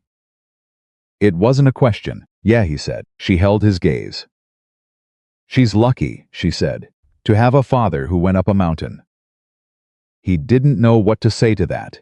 He was saved from needing to by the sound of the door at the end of the hall opening and fast, professional footsteps. Agent Patricia Means was 47 years old, and she looked exactly the way Sarah had described her, like a woman who moved through the world at a slightly higher wattage than the people around her, not loud, not dramatic, but present in a way that reorganized the gravity of whatever room she entered. She was with 2 other agents, both in field clothes, both moving with the particular efficiency of people who had been briefed on the way and were ready to work. She came through the door, saw Eleanor, and her face did something brief and human before the professional register reasserted itself. Miss Grant, she said. Agent Means, Eleanor said. I'm glad you're alive, so am I, Eleanor said. And then, without ceremony, Philip Carver, Warren Holt, David Rains. The evidence is on an encrypted drive currently in the possession of my forensic accountant, Rosalie Chenin, who is at this address. She looked at Caleb. He said the address. Eleanor repeated it to Means. She has the full investigation package. 4 years of subsidiary account data, internal communications, wire transfers. It's complete and it's clean. Means was already on her radio, relaying the address. One of her agents stepped out of the room. The helicopter? Means said. Philip Carver's private aviation company arranged it. He provided the aircraft. The explosion was beneath the cabin floor. I heard it before the pilot did. Eleanor's voice was flat and precise. I can give you the timeline, the contacts, every conversation that preceded it. All of it. Means looked at her for a long moment. Then she looked at Caleb. "You're Foster," she said. "Yes, I was told you found her based on wind direction and drainage patterns. She moved downwind after the crash. Nobody had looked in the canyon drainage systems. The search team did their job the right way," he said. "I just had different information." Means studied him with the same kind of total attention that Eleanor used. Then she said, "I'm going to need a full statement." "Everything you saw, heard," observed the men at the cabin, the helicopter, the vehicles at the crossroads. "I know," he said. "It's going to take time. I know that too." "Is there anything you need first?" He thought about it. He thought about a phone call from an old man with a thermos and a forensic accountant in a cab with a drive inside her coat and a little girl eating cereal in a kitchen with a stranger and a 9-year-old laugh that lived in his chest. "I need to know my daughter is safe," he said. Means looked at one of her agents. A nod. The agent stepped out, and Caleb understood without being told that in the next few minutes, a federal asset would be quietly positioned in a non-threatening vehicle somewhere near his house, and Doug would see nothing, and Maya would see nothing. And Rosalie would be collected with the drive. The careful, painstaking process of dismantling $400 million worth of someone else's criminal architecture would begin. And somewhere up on the mountain, the men with the work lights and the thermal imaging helicopter once understand that the problem they had been sent to solve had instead solved them. Caleb Foster sat down in the chair in the corner of the hospital room, the plastic chair, the uncomfortable one. The kind that exists in every hospital room as though hospitals believe rest should be earned rather than given, and he put his elbows on his knees and his face in his hands. Not crying, not falling apart, just breathing, just taking the first moment since before sunrise to be still. Eleanor watched him from the bed. Jim had gone to get imaging equipment. Means and her agents had moved to the hallway, lowering their voices. In the room, for a minute, it was just the two of them again, the way it had been in the canyon, the way it had been on the mountain. "Caleb," Eleanor said. He looked up. "Thank you," she said. He looked at her, this woman who had survived something that was supposed to kill her, who had built a nest out of bark and plastic and sheer refusal, who had grabbed his wrist in a dark canyon and said it wasn't an accident. Accident with the absolute conviction of someone who needed one person in the world to believe them and had found, against all odds and logic, that person. "Yeah," he said. She held his gaze, and in her face, in that direct, precise, exhausted face, was something that had not been there before the mountain. Something that the 4 days and the cold and the canyon and the long night walking had put there, and that no amount of board meetings or Forbes covers or public image would put back in a box. It was the look of someone who had found out what they were made of. Not because they wanted to, because they had to. "Yeah," he said again, softer. And outside the window, the morning was fully arrived, and the mountain stood in the distance, unchanged, massive, entirely indifferent the way mountains always are, and at its base, unbeknownst to the men still searching it, the thing they had been sent to bury was already free. The arrests happened fast. That was the thing. Nobody outside federal law enforcement understood about how these operations worked. The public saw the news conference, the perp walk, the carefully worded statement from the U.S. Attorney's Office, and assumed the whole thing had unfolded in some measured, deliberate sequence. The reality was that once Means had the drive in hand and Eleanor's statements and record, the operational window was maybe 4 hours before Carver's network figured out something had shifted and started moving assets offshore and destroying evidence.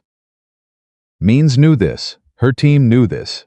They moved at 9:47 in the morning, simultaneous arrests. 3 cities, coordinated to the minute. Caleb learned all of this from a hospital room chair, over the course of 6 hours, in fragments delivered by Agent Means between her own calls and movements. He wasn't cleared for details. He didn't need to be. What he needed was to sit in that chair and drink the terrible hospital coffee that Jim had produced and let the adrenaline that had been running his system since before sunrise metabolize into something his body could actually rest on. He called Doug at 10. Maya answered, "Dad, just that." Just his name, but in her voice, her mother's voice, her own voice, the specific pitch of a 9-year-old who has been holding a worry quietly and is now releasing it. He heard everything. "Hey, Bug," he said, "you found her. I found her." "Is she okay?"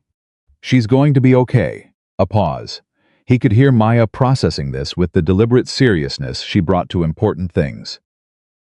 "The lady who came this morning," she said. "Rosalie.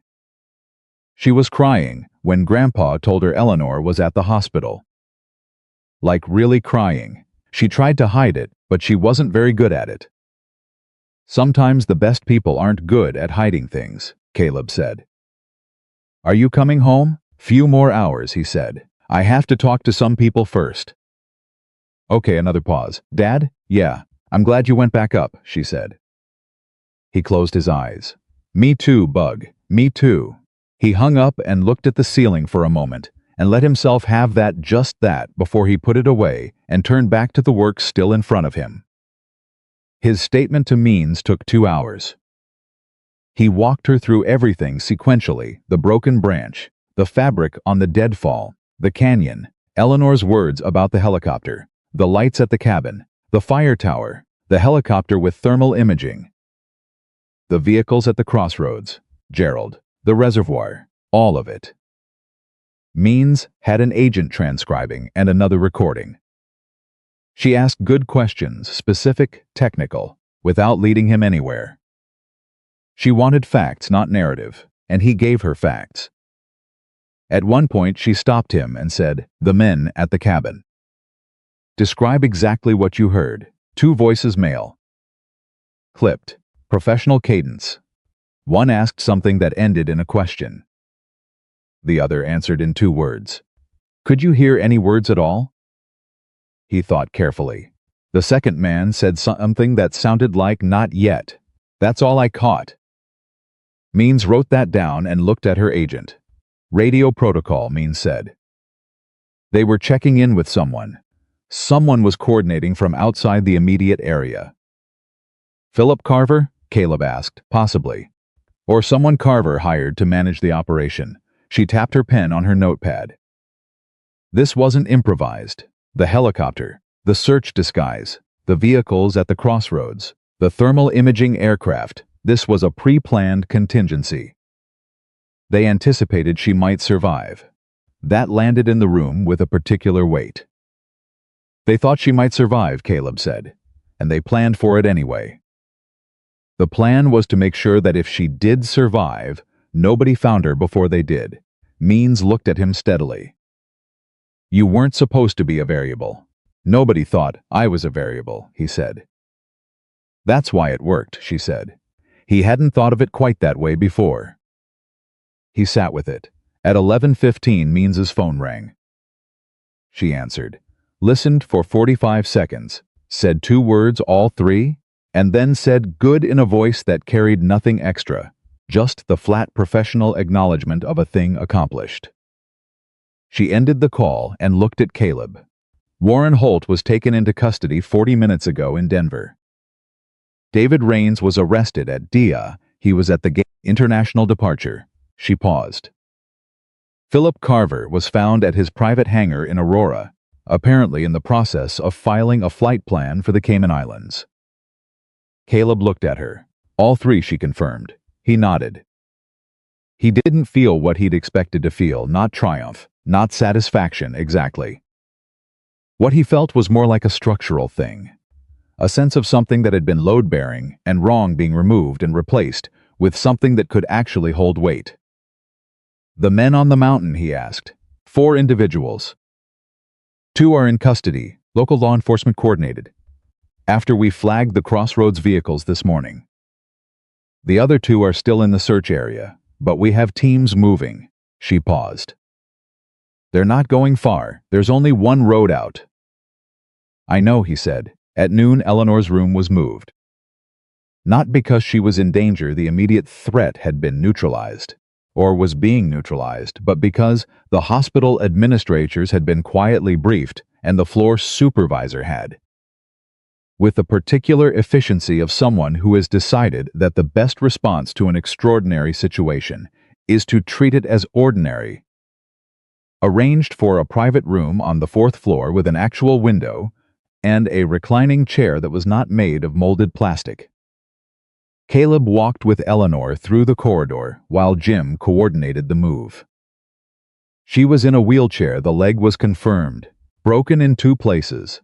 Surgery scheduled for that afternoon, and she moved through the hospital hallways with an expression that was harder to read than the directness she'd shown on the mountain. Something more interior, more complicated, he noticed it. What? He said. She glanced at him. What do you mean? What? You've got something running behind your eyes. She was quiet for a moment. The wheelchair moved. Jim navigated ahead of them.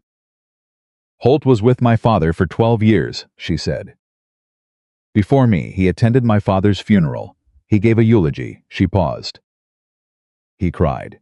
I remember thinking at the time that at least Warren was genuinely devastated. That at least there was that. Caleb said nothing. $400 million, she said. He had more money than he could spend in 3 lifetimes. And she stopped. I've spent 20 years in business. I understand greed. I understand rational greed, the kind that can be modeled and predicted. What I don't understand is the kind that makes you cry at a man's funeral and then steal from his daughter and try to kill her. That's not greed, Caleb said. She looked up at him. That's fear, he said. People who are purely greedy are actually pretty predictable. Holt was afraid of something, afraid of losing what he had, afraid of being found out, afraid of the version of himself that had been doing it for 4 years. Fear makes people do things that greed alone doesn't explain. She studied him. You've thought about this. I've seen fire do unpredictable things, he said. Usually it's not because the fire changed. It's because something underneath it changed the moisture content, the terrain, the wind, and now the fire is doing exactly what that change requires. The fire is just the visible part. The fear is the fuel. She was quiet for a long moment. They reached the elevator. Jim pressed the button. You would have been very good at a lot of things, Eleanor said. I'm pretty good at the thing I do, he said. The elevator arrived. They went up. The new room had actual afternoon light coming through the window. And Eleanor turned her face toward it, the way people do when they've been in the dark for a long time, and the light is still something to be actively sought rather than taken for granted. Jim got her settled and did a final check of the IV line and told her the surgical team would be up at 2 to prep her, and then he looked at Caleb with the expression of a medical professional about to say something the patient didn't request. You need to sleep, Jim said to Caleb. I'm fine. You've been awake for? Jim paused, calculating. Roughly 30 hours based on what my uncle told me. Your fine is going to stop working soon. He gestured at the reclining chair. Sleep, I'll be back at 1:30. He left. Caleb looked at the chair. He's right, Eleanor said. I know. Sit down before you fall down, she said. That's an order. He looked at her. You're not my boss. Not yet, she said. He sat down. He didn't intend to sleep. He meant to sit, to stay alert, to be present, in case Means came back with more questions, or the situation shifted in a direction that required action. He was trained, in the way that years of fieldwork trains a person, to stay functional on minimal rest. He'd spent nights on the fire line, where sleep was a 15-minute thing stolen between shifts. And he'd learned to be ready on the other side of it. But the chair reclined, and the room was warm, and the sound of Eleanor's steady breathing was the particular rhythm of someone who was finally genuinely deeply asleep. And Caleb Foster, who had not stopped moving since 3:45 that morning, was asleep inside 4 minutes. He dreamed about Sarah. Not a nightmare, not the kind of dream that had populated the first year after she died. The ones where she was there and then wasn't, where he kept reaching for her and finding only the specific texture of absence. This dream was different. Sarah was in the kitchen, their kitchen, making coffee, and she looked at him over her shoulder with that expression she used when she'd already figured out the answer to something and was waiting for him to catch up. "You found her," Sarah said. "I found her," he said. "Of course you did," she said, and she was smiling. The specific smile that had always made him feel like the person she saw when she looked at him was a better version than the one he usually managed. "Caleb, that's what you do." He woke up to the sound of the door. It was 1:23. He'd slept just over an hour, and he came out of it cleanly, the way fieldwork teaches you, present immediately. No disorientation, aware of the room and Eleanor, in the bed, and the door opening. It was Means. She came in quietly, looked at Eleanor still asleep, the surgical prep would wake her soon enough, and then looked at Caleb with an expression he hadn't seen on her face before. Not quite satisfaction, but something in the neighborhood. "Sit down," he said, pulling himself upright. "I'll stand," she said. "This is quick." She moved to the window, checked the line of sight out of habit, then turned back. "The fourth man on the mountain was taken into custody 40 minutes ago. All 4 are in federal custody." A pause. "The aviation investigation team has confirmed the explosion. The device was an improvised incendiary attached to the main fuel line junction beneath the passenger cabin. It was designed to trigger after a specific altitude was reached. It wasn't a timer, it was barometric, which means it was calibrated specifically for the flight plan." Caleb processed this. They knew the flight plan. "Philip Carver filed the flight plan," Means said. "He owned the aircraft. He knew exactly when and where it would be in the air. And if Eleanor had changed the departure time or the route, the device still would have triggered. It was altitude-based, not time-based." She paused. "They built redundancy into it. They were not taking chances." He thought about Eleanor in the canyon saying, "I heard it before the pilot did." He thought about what it meant that she was sitting in a meeting room somewhere when the people who arranged this were finalizing the calibration. The casual monstrousness of it. "She needs to know all of this," he said. "She'll be fully briefed," Means said. "After surgery, when she's ready." She looked at him. "There's something else." Her tone had changed, not ominous exactly, but careful in a way that was new. "What?" he said. "Warren Holt talked," Means said.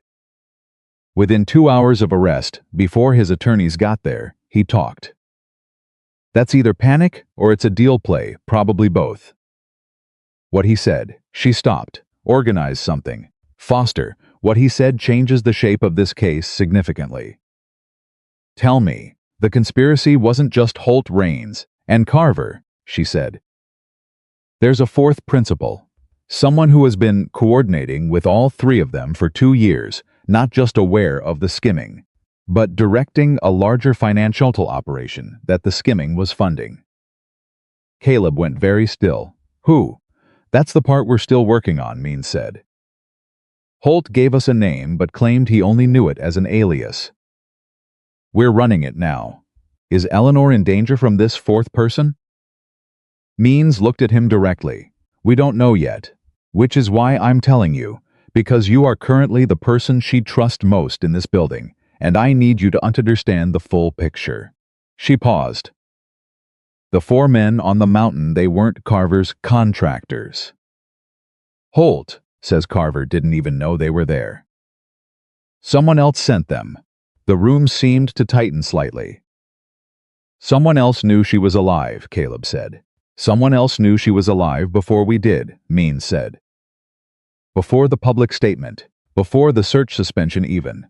She held his eyes. "Someone with access to search and rescue communications." He thought about the command tent, about Davis, the coordinator.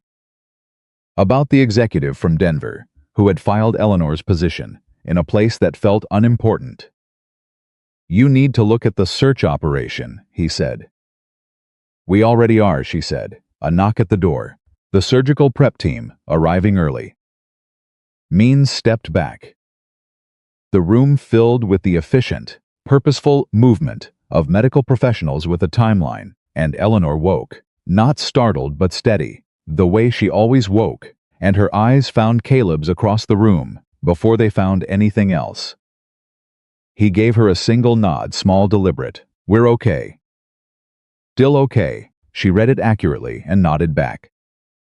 They took her to surgery at 2:15. Caleb stood in the hallway after the gurney disappeared through the double doors and let himself stand still for a moment, doing nothing, going nowhere, not reading any terrain at all. Means appeared beside him. "The press is going to find out within the next few hours," she said. "Someone always talks. When it breaks, it's going to be very loud." "I know. Eleanor's communications team is already being briefed. They'll control the statement." She paused. "Your name is going to come out. You understand that?" "Yeah. People are going to want to talk to you." He looked at the double doors. "I'm not interested in talking to people." "I know," she said, "but they won't care." "I'll care," he said. She looked at him for a moment. "For what it's worth, Foster, what you did this morning required judgment and courage, and a particular set of skills that most people don't have. I want you to know that I see that clearly." He looked at her. "She survived because she was stubborn enough to build a nest out of bark and refused to die," he said. "I just found her. She did the hard part." Means studied him. "You really believe that?" "I really believe that," he said. She nodded, something quiet and genuine in it. Then her phone went off, and she was back in operational mode before the second ring, moving down the hallway, already talking, the careful machine of federal law enforcement continuing to turn. Caleb went back to the room. He called Doug. "The arrests have been made," he said. "It's going to be on the news soon. When it is, don't answer the door unless you know who it is." "Understood," Doug said. Maya's been remarkably calm about all of this. "She's 9 years old, and she's already more capable of handling things than most adults I know," Caleb said. "She gets that from her mother," Doug said. Caleb said nothing for a moment. "She gets some of it from you too," Doug said, quieter. "She gets the part that goes back when everyone else walks away." He didn't know what to do with that, so he said he'd be home by evening and hung up. The afternoon unfolded in the way of afternoons that contain too much to hold in fragments and intervals, reports filtering back through Means and her team, each one rearranging the map slightly. The fourth principal, the unnamed coordinator behind Carver's operation, was still unidentified, but the FBI's Financial Crimes Unit was running a parallel investigation that Means said was moving fast. The evidence on Rosalie's drive was apparently even more comprehensive than Eleanor had represented, which said something about Rosalie that Caleb filed away with the other things worth remembering about this day. The press broke the story at 3:47. He knew because his phone, Gerald's old phone, the one he still had, started ringing. Then Doug called on the hospital room line to say the street outside the house had a news van parked on it. Then Jim came in, looking slightly dazed, and said that the hospital administrator had called him personally to find out what exactly was happening on the 4th floor. Caleb handled it the way he handled most things, methodically, without drama, one item at a time. He told Means about the news van near his house. 2 agents were redirected to his neighborhood. He told Jim to tell the administrator that the patient was in surgery and unavailable for comment, and that the hospital's press liaison should handle all media inquiries. He did not answer the phone. By 4:30, Eleanor was out of surgery. She came back to the room in the particular dazed clarity of someone coming out from under anesthesia, present, but not fully anchored, the words coming slightly slower than normal. Jim went through the surgical results, Clean break, good repair, 6 to 8 weeks non-weight bearing, full recovery expected. She absorbed this with the meditated patience of someone who would process it properly later. She looked at Caleb. "What did I miss?" she said. "All 3 arrested," he said. 4 men from the mountain in custody. The evidence drive delivered to FBI. He paused. "And there's a 4th person involved that we don't have identified yet." Her eyes sharpened immediately. Even through the anesthesia residue, the information landed exactly where it needed to. "Holt talked," she said, not surprised, "within 2 hours. He always was the weakest structurally," she said. "The most afraid," she processed, a 4th principle. "Means is working it. Okay." She looked at the ceiling. "Okay then, Caleb. The news. It's out," he said. "Since about 4. My communications team briefed before the arrests." She nodded slowly. The anesthesia was making her careful about rapid movement. "They'll have a statement ready. They know how to do this." A pause. "They don't know how to handle the part about you." "I'm not a part," he said. "You're the entire story," she said. "You understand that, right? That from the media's perspective, this is not a story about a financial conspiracy or federal arrests. This is a story about one man who went up a mountain when everyone else went home." "That's a simpler story than what actually happened," he said. "Simple stories are the ones that travel," she said. She was looking at him with the direct attention that he'd come to recognize as simply her way of engaging with things that mattered. "They're going to come after you, Caleb. Interviews, offers, book deals, probably. The full weight of public attention. I know. What are you going to do?" He looked at her. He thought about the command tent, about Davis's reasonable face delivering the reasonable decision that Eleanor Grant was statistically dead. He thought about his truck at the edge of the parking lot. About his pack with the electrical tape on the hip belt. About a topographic map with red marker outlines of the places no one had looked. "I'm going to go home," he said. "I'm going to have dinner with my daughter. And I'm going to be a father for the next couple of weeks, without being anything else." Eleanor looked at him for a long moment. Something in her face was working through something complex, and when it came out the other side, what was there was simpler than what went in. "I envy that," she said quietly. "I genuinely envy that. The simplicity? The knowing exactly who you are and exactly what you're going home to," she said. "I'm going to walk out of this hospital into the loudest public moment of my life, and I'm not sure I know anymore who I am outside of what people expect me to be." He thought about what she'd said on the mountain. When did I stop being someone and start being a brand? He thought about 4 days in a canyon, stripping everything down to the essential question of survival and what that kind of stripping reveals. "You know more than you think," he said. "You built a nest out of bark and plastic to stay alive. You grabbed my wrist in a canyon and told me the truth about what happened to you, without knowing if I'd believe you or not. You walked 12 miles on a broken leg in the dark." He held her gaze. "That's not a brand, that's a person, and that's the person you take out of this hospital." She was quiet for a long moment. Her eyes were very bright, which might have been the anesthesia, and might have been something else. "You're going to make me cry," she said, "and I haven't cried in about 7 years." "Don't," he said. "Jim will think something's wrong with your vitals."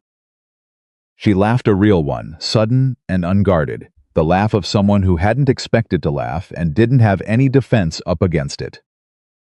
It changed her face completely, made her look younger and less composed and more alive. "Thank you," she said, "for the 2nd time. I'm going to keep saying it until it feels adequate." "It already feels adequate," he said. "Stop thanking me." "No," she said, and she meant it. The door opened. Means with 2 agents, moving with renewed purpose. "We have a development," Means said. Caleb looked at her. Eleanor looked at her. "The 4th principle," Means said. Holt gave us the alias 2 hours ago. We've been running financial pattern, matching against the alias's transaction history. She paused, and in the pause was the particular weight of someone about to say something that changes the architecture of everything that came before it. The alias traces back to a shell company, registered in the Cayman Islands in 2019. The beneficial owner of that company is an individual who has been actively involved in the search and rescue operation for Eleanor Grant for the past 4 days. The room went very quiet. Active in the operation, Caleb said carefully. How active? Means looked at him. Then she said the name. And the name she said was not someone Caleb had heard of, but the way Eleanor's face changed when she heard it, the specific blanching, the specific stillness. The look of someone who has just had a 4-year mystery resolve itself into a shape that is both worse and simpler than they expected, told him that Eleanor had heard of this person, had known this person, had trusted this person. How? Eleanor said. Her voice was very quiet. Quiet the way a room goes quiet when something structural has just changed. His company has a contract with the state search and rescue infrastructure, Means said. Communication systems. He's had access to SAR radio traffic for 3 years. He knew everything, Eleanor said. Every grid, every search pattern. He could direct the private team to stay ahead of the search.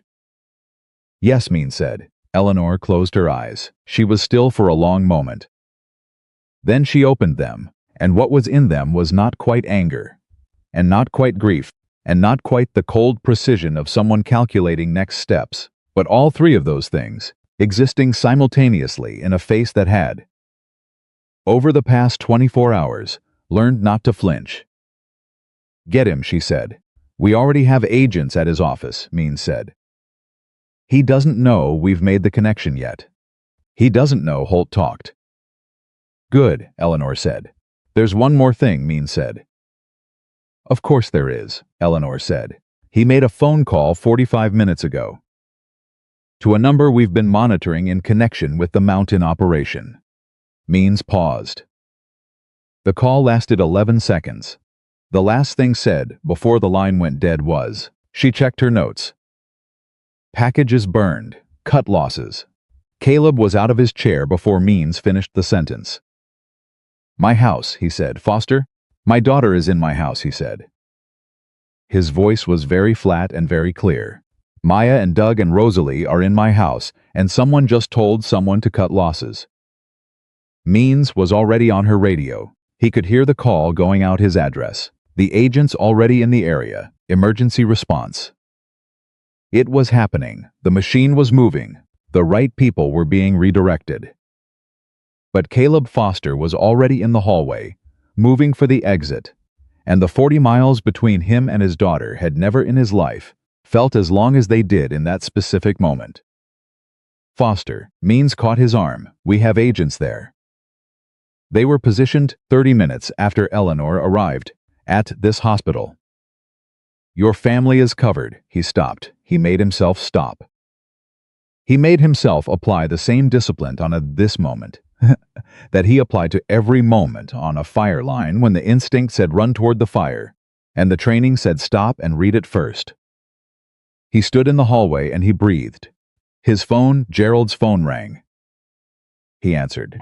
Maya's voice, completely calm. 9 years old and completely calm. There are police cars on the street. I know, he said. Grandpa says it's okay. Grandpa's right, he said. It is okay. Is there someone with you, inside the house? There's a lady, agent something. She showed us a badge. She said to stay away from the windows. Do what she says, he said. Dad, are you okay? He pressed his back against the wall and looked at the ceiling for exactly 1 second. I'm okay, he said. I'm coming home. Maya said. And then, because she was 9 years old, and her mother's daughter, and she had, at some point in the past 24 hours, fully understood the shape of what her father had done, and what it had cost, and what it meant. Dad, I'm proud of you. He closed his eyes. I'll be there in an hour, he said. He ended the call. He looked at Means. "I need a car," he said. She held his gaze for 3 seconds. Then she turned to the agent on her left. "Give him your keys." The agent handed over keys. Caleb went back to Eleanor's room first.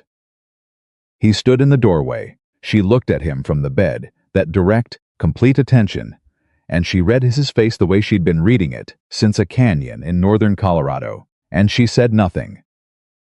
Because there was nothing to say except what she said with her eyes, which was go. "I'm okay. Go," he went. He drove 40 miles on a federal agent's fleet vehicle with the particular focus of a man who has spent 11 years in terrain where one wrong decision costs everything. And when he pulled up to his house and saw the agents on the street, and the lights in the windows and the completely ordinary exterior of a small house in Colorado that had managed, against every pressure applied to it that day, to simply remain standing and intact and full of the people he loved most in the world, something in his chest that had been running on wire and willpower since before sunrise, finally fully released. He got out of the car. The door opened before he reached it, and Maya came out at the kind of speed that 9-year-olds move when they have been waiting, and the waiting is finally over, and she hit him at full force with both arms around his middle. And he put his arms around her and held on, and she held on back, and neither of them said anything for a long moment.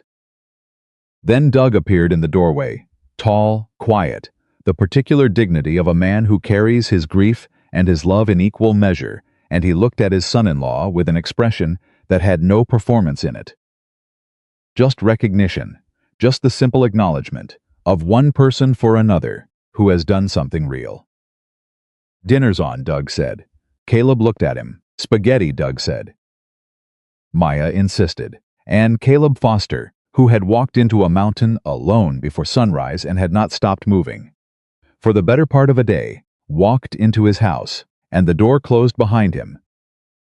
And outside the agents held their positions, and the press gathered at the end of the street, and the machine of consequence continued to grind through everything that needed grinding. Inside it was just dinner, and for the first time in a very long time, that was exactly enough. The spaghetti got cold before anyone ate it, not because anything went wrong, because Maya talked. She talked the way she always talked when something big had happened, and she was processing it, the words coming out in a continuous stream that moved from question to observation to question without pause, covering everything from whether Eleanor's leg would heal completely, to whether the men on the mountain were going to prison, to whether Gerald the fisherman knew he was going to be on the news. Caleb answered every question. Not because he had the energy for it, he was running on fumes, and the ghost of an hour's sleep in a hospital chair, but because Maya's questions were the right questions, and they deserved real answers. And because the act of answering them was itself a kind of re-answering. This is your kitchen. This is your daughter. This is your father-in-law across the table, eating cold spaghetti with the quiet contentment of a man who has learned that the company matters more than the temperature of the food. This is the life you came back to. Rosalie Chen sat at the end of the table and said almost nothing, and Caleb watched her when she wasn't watching him. She was small and precise and clearly exhausted, and she held her fork with the careful attentiveness of someone who had been running on anxiety for 4 days and had not yet given her body permission to fully exhale. Every few minutes she looked at her phone, the prepaid one, and then put it down. "She's okay," Caleb said. Rosalie looked up. "I know. I just stopped. I've worked with Eleanor for 6 years. I know she's not. I know she doesn't need me to worry about her." "But I've been worrying about her," Caleb said. "Yes," she said. Simply, no apology for it. "She knows," he said. "She told me your name before she told me anything else. Before the conspiracy, before the helicopter, before any of it. First thing she said when she could form a coherent sentence was to protect the package. Second thing was to protect you." Rosalie looked at him for a long moment. Then she looked back at her plate. She's not what people think she is, she said quietly. The public version, the magazine version. That's real, but it's the surface, Caleb said. Yes, the underneath is kinder. And lonelier, and a lot more afraid of things than she ever lets anyone see. She paused. I don't think she's had a real friend in years. Not someone who knew her before the company grew to what it is now. Everyone who gets close has something to gain. Even the ones who mean well, they're always aware of what she represents. The money, the access, the brand. She looked at him again. You didn't know any of that when you went up the mountain. No, he said. That's why she trusts you, Rosalie said. That's why she could look at you in a canyon and say, I trust you 4 hours after meeting you. Because you had nothing to gain. You are just a man with a backpack who thought the math was wrong. Doug was looking at his plate but listening, in the way he always listened completely, without advertising it. Maya had finally, mercifully, run out of questions and was eating. Caleb looked at his own plate of cold spaghetti and thought about a woman in a hospital room, on the 4th floor of Mercy General, 40 miles away, in surgery that was now probably finished. Waking up into a world that had been comprehensively rearranged around her, and doing it alone. He thought about lonely, and what Rosalie had just said about it. He made a decision. Doug, he said, can you stay with Maya tonight? Doug looked at him. Then he looked at Rosalie. Then he looked back at Caleb with the expression of a man who has followed the entire conversation and arrived at the same place 2 minutes ago. I'll take the guest room, he said. Go. Caleb looked at Maya. She was looking at him with those serious brown eyes that missed nothing. You're going back, she said. For a couple hours, he said. Because she's alone? He held her gaze. Yeah. Maya twirled spaghetti onto her fork with the deliberate care of someone making a decision. Then she looked up. Okay, she said, but bring food. Hospital food is terrible. He almost smiled. How do you know what hospital food is like? TV, she said, and put the fork in her mouth. He drove back through the dark, 40 miles in the other direction, with a container of spaghetti in the passenger seat that Doug had reheated and covered in foil. The road was empty, and the mountains were black shapes against the sky, and Caleb drove with the particular stillness of a man who has stopped running on adrenaline and is operating on something quieter and more durable. He thought about what the next days would look like. The news was already everywhere. He'd seen a clip on Doug's television before he left, a breaking news graphic. Eleanor's photograph, the words billionaire found alive in the size of type usually reserved for elections and disasters. His name was in it. They had his name already, and they had a photograph, his county volunteer ID photo, which was not a flattering image, but was apparently the best available, and which was now on the screen of every television in America next to the phrase local volunteer defies odds. He did not want to be the phrase local volunteer defies odds. He wanted to go back to the mountain. He wanted to read terrain that needed reading. He wanted to pick Maya up from school and help her with her homework and make dinner and be ordinary. But he had learned, standing in that command tent 48 hours ago, that the ordinary life was not something you could fully protect by wanting it hard enough. Sometimes the world came for it anyway, and the question was not how to prevent that, but what you did when it did. He parked at the hospital's rear entrance. Jim was off shift, but he'd left Caleb's name with the overnight nurse, and she waved him through with the matter-of-fact efficiency of someone who has been briefed that an unusual situation requires an unusual accommodation and has decided to treat it as a logistical problem rather than a policy one. He took the elevator to the 4th floor. Eleanor's room was lit by the soft overbed lamp and the ambient glow of monitors.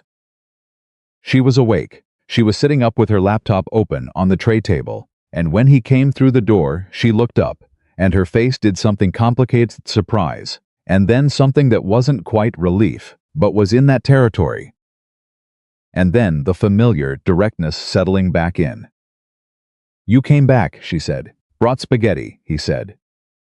She looked at the foil container. "My father-in-law's recipe," he said. "He makes it once a week. It's the best thing I eat on a regular basis." She looked at him for a long moment. Then she closed the laptop. "Hand it over," she said. He found a plastic fork from the bag Doug had packed. And he sat in the good reclining chair, the one that wasn't made of molded plastic, and he watched Eleanor Grant eat home-cooked spaghetti at 11 o'clock at night in a hospital room with the particular expression of someone who has not eaten a real meal in 4 days and is not going to pretend otherwise. She ate half the container before she said anything. Then she said they got him. The fourth one, Marcus Webb, she said. That was the name, Marcus Webb. He runs a technology infrastructure company, communication systems for emergency services in 6 western states. She set down the fork. I met him twice, once at a conference, once at a fundraiser. He shook my hand both times. He told me he admired what I'd built. Her voice was very flat. I thought he was just networking. How is he connected to Carver? Investment relationship going back 8 years.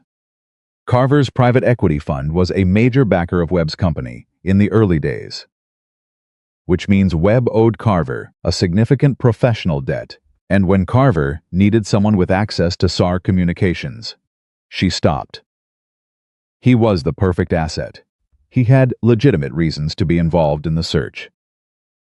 Nobody questioned his presence, and he fed information to the men on the mountain, Caleb said.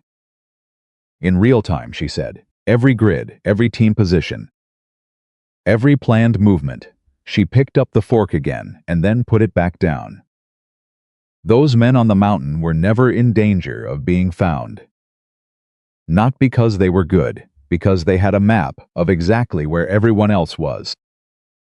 Caleb thought about the thermal imaging helicopter, about the vehicles at the crossroads, about how precisely positioned everything had been.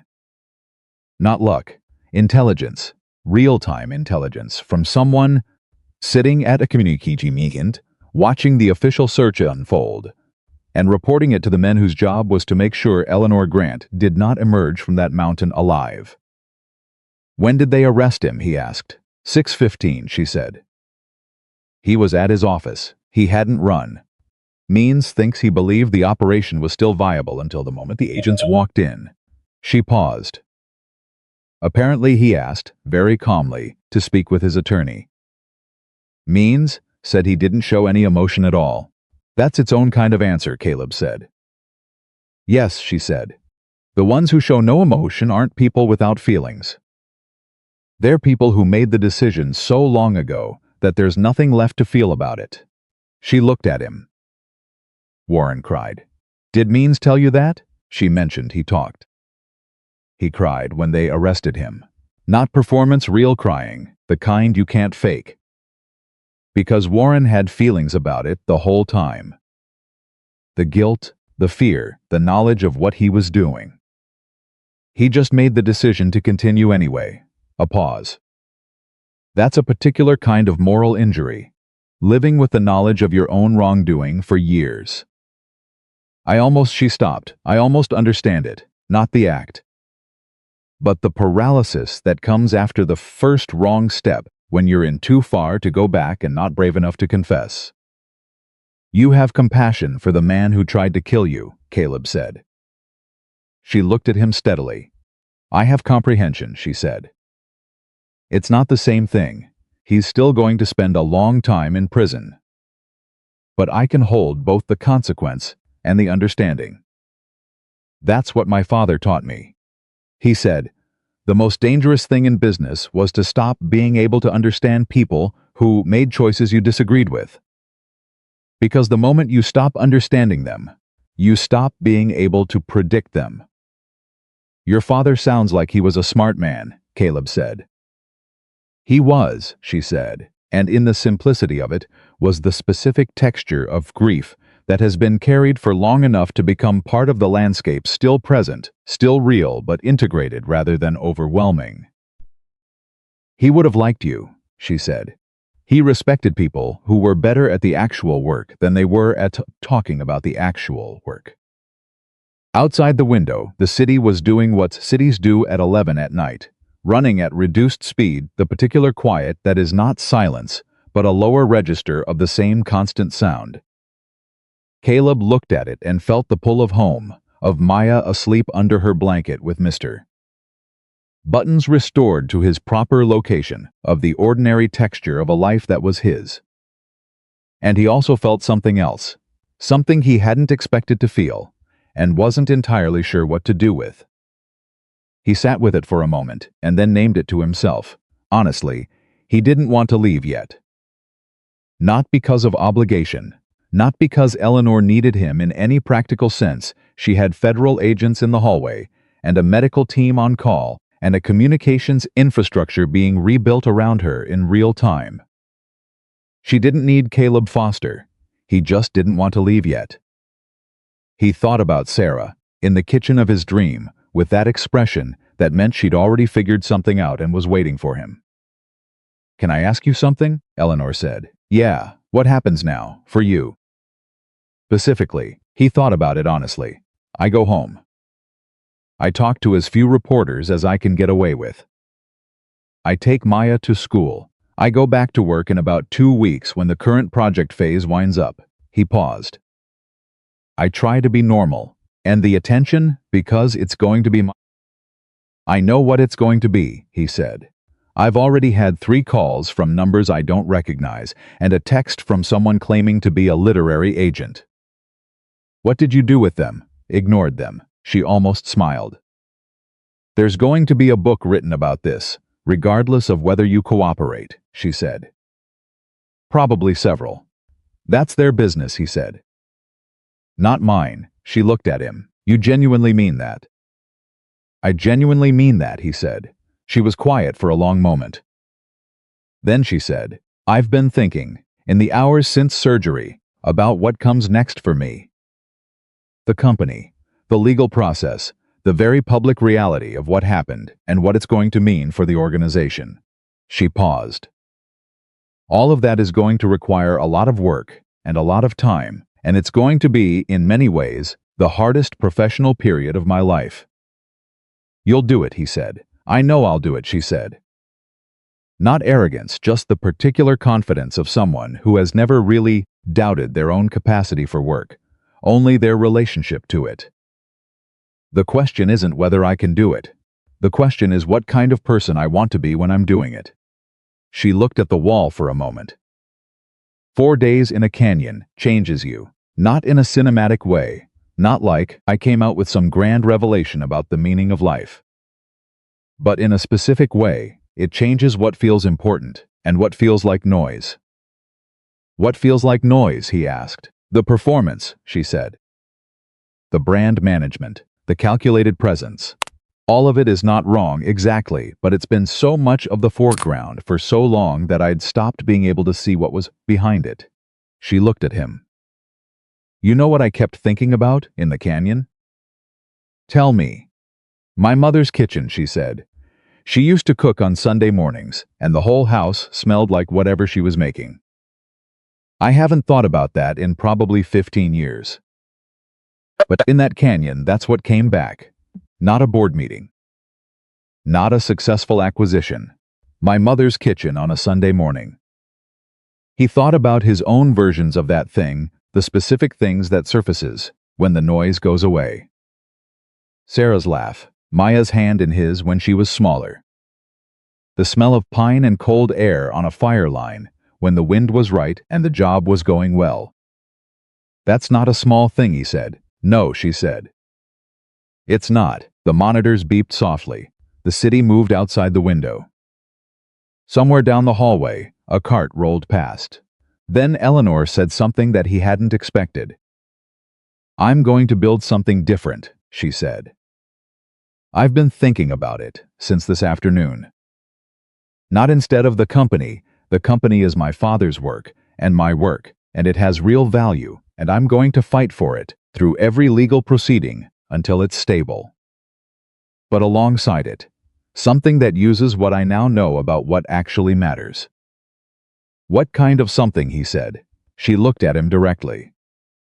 I want to build a wilderness rescue foundation.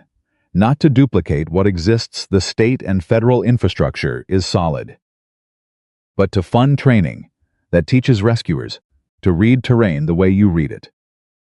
To look for what's supposed to be there, but isn't. To understand that a search grid built by a computer is only as good as the assumptions that built the model. She paused. To teach people to think like you think. He looked at her.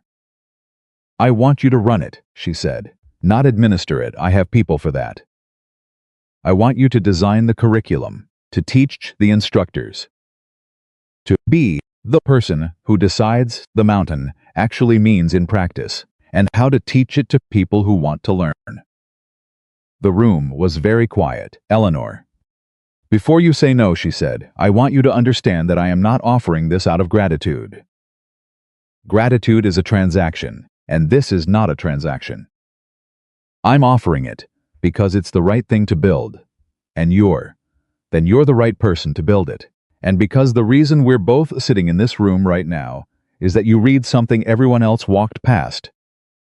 And that skill is too important to stay in one person's head. She held his eyes. People are going to die on mountains that you could have taught someone to find them on. That's not a small thing either. He sat with it, not with the ego of it that wasn't the thing. He sat with the actual weight of what she was describing.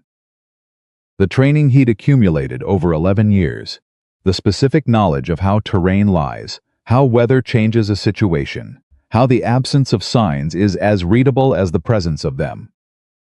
He'd never thought of it as something teachable, because he'd never been asked to think of it that way. Maya, he said, what about her? She's 9, she's in school here. Her grandfather is here, her mother is. He stopped. Everything she has that's stable is here. I know, Eleanor said. The foundation would be headquartered in Denver. 40 miles from where you are now. She paused. I did the math before I asked. He looked at her. You did the math before you asked. I do the math before I ask anything, she said. It's not a habit I'm planning to break. He almost smiled. I'm not giving you an answer tonight, he said. I know, she said. I need to think about it. Talk to Doug. He paused. I need to think about it. Take your time, she said. Take as much as you need. She settled back against her pillow. The anesthesia residue was clearly pulling at her again, the late hour and the medication combining into an argument her body was making for rest. But Caleb, for what it's worth, yeah, the thing you said on the mountain. About how she was a person before she was a billionaire. She looked at him.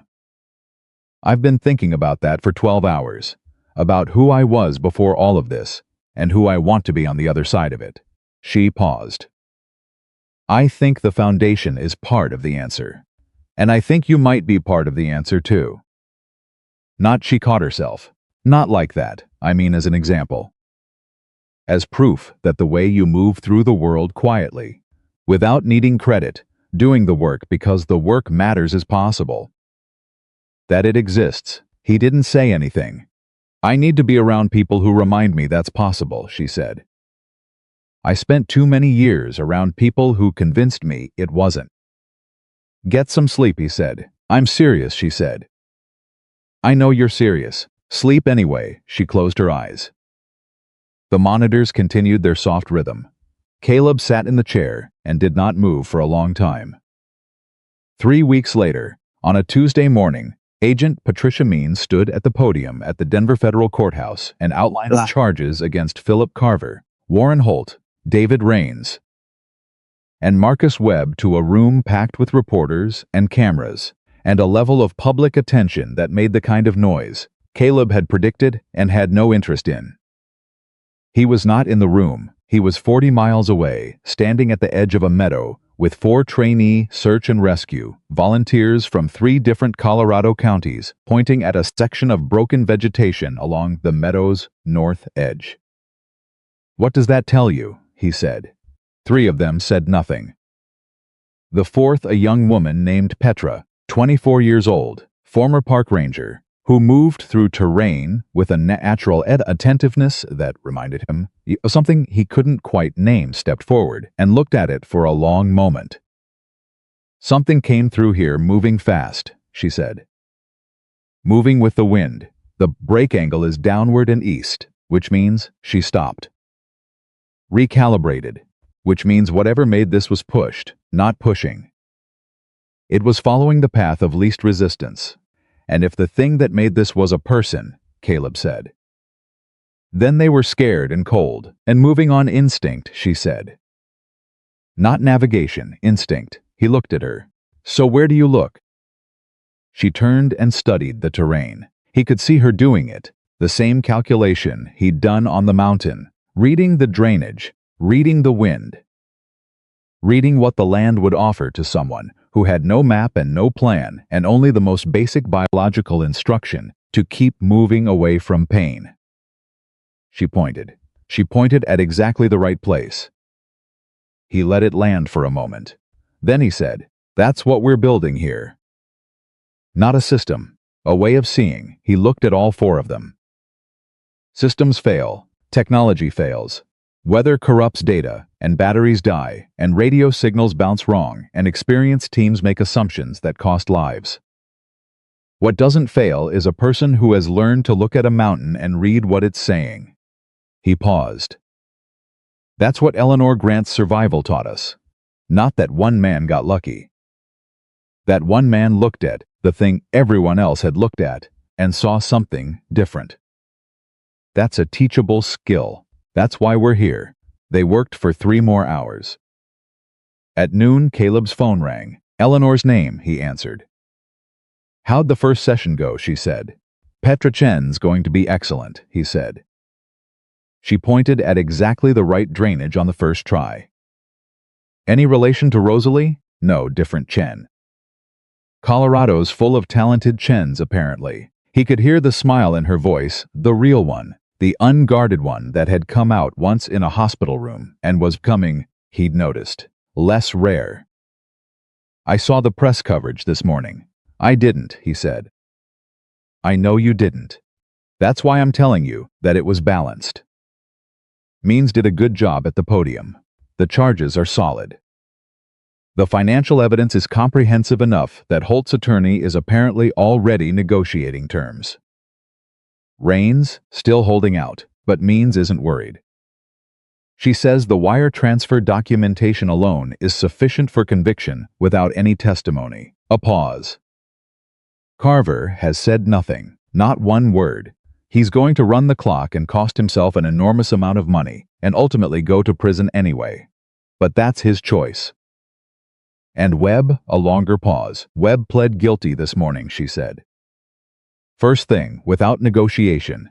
His attorney called Means at 7 and said his client wanted to cooperate fully." She paused again. "He also asked, through his attorney, to pass on a message to me personally." "What message?" he said. "I'm sorry. I knew what it would cost her and I did it anyway." "I'm sorry." Her voice was even. His attorney said he cried when he said it. Caleb thought about Warren Holt crying at Eleanor's father's funeral. He thought about what Eleanor had said in the hospital, about the people who feel everything and keep going anyway. He thought about the particular moral weight of a man who weeps and still makes the decision, and weeps again in the aftermath, and what that means about the gap between knowing and doing. "How do you feel about it?" he asked. "Complicated," she said. "The way real things are." A pause.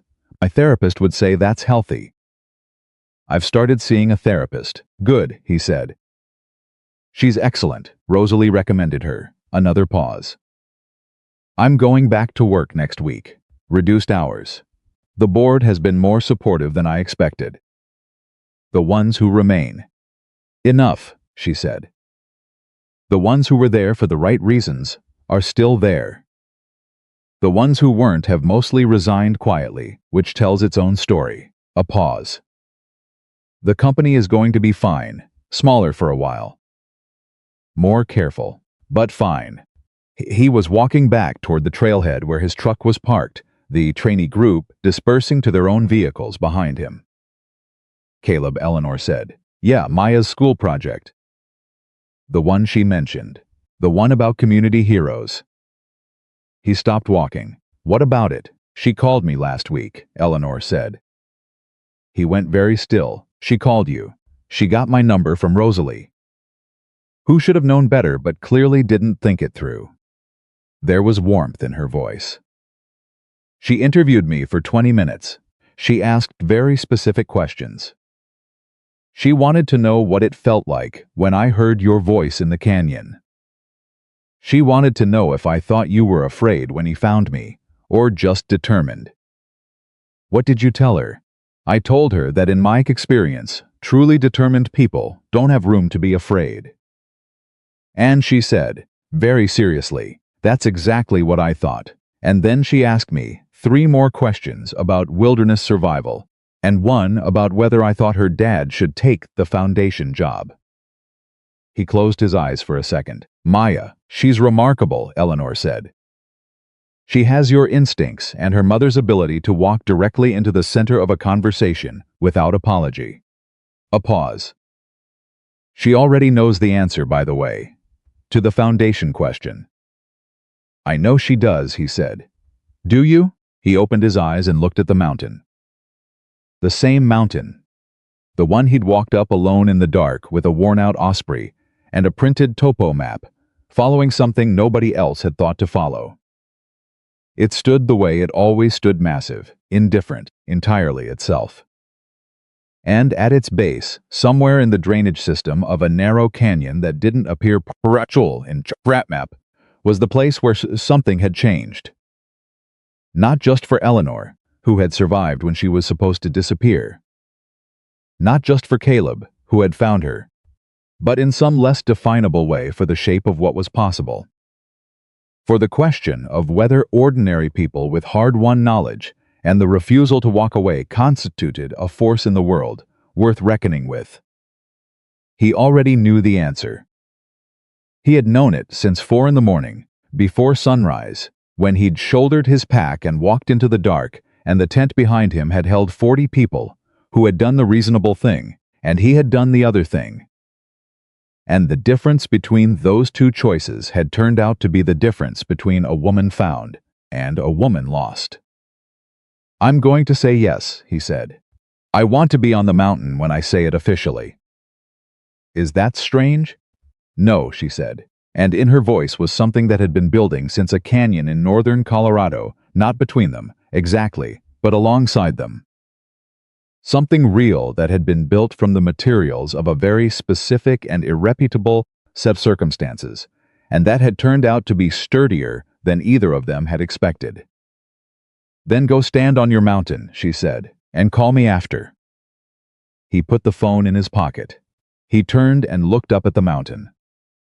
Petrikra was asking one of the other trainees about the drainage system to the east, her voice carrying that particular energy of someone who has just understood something important and wants to make sure the understanding has fully arrived.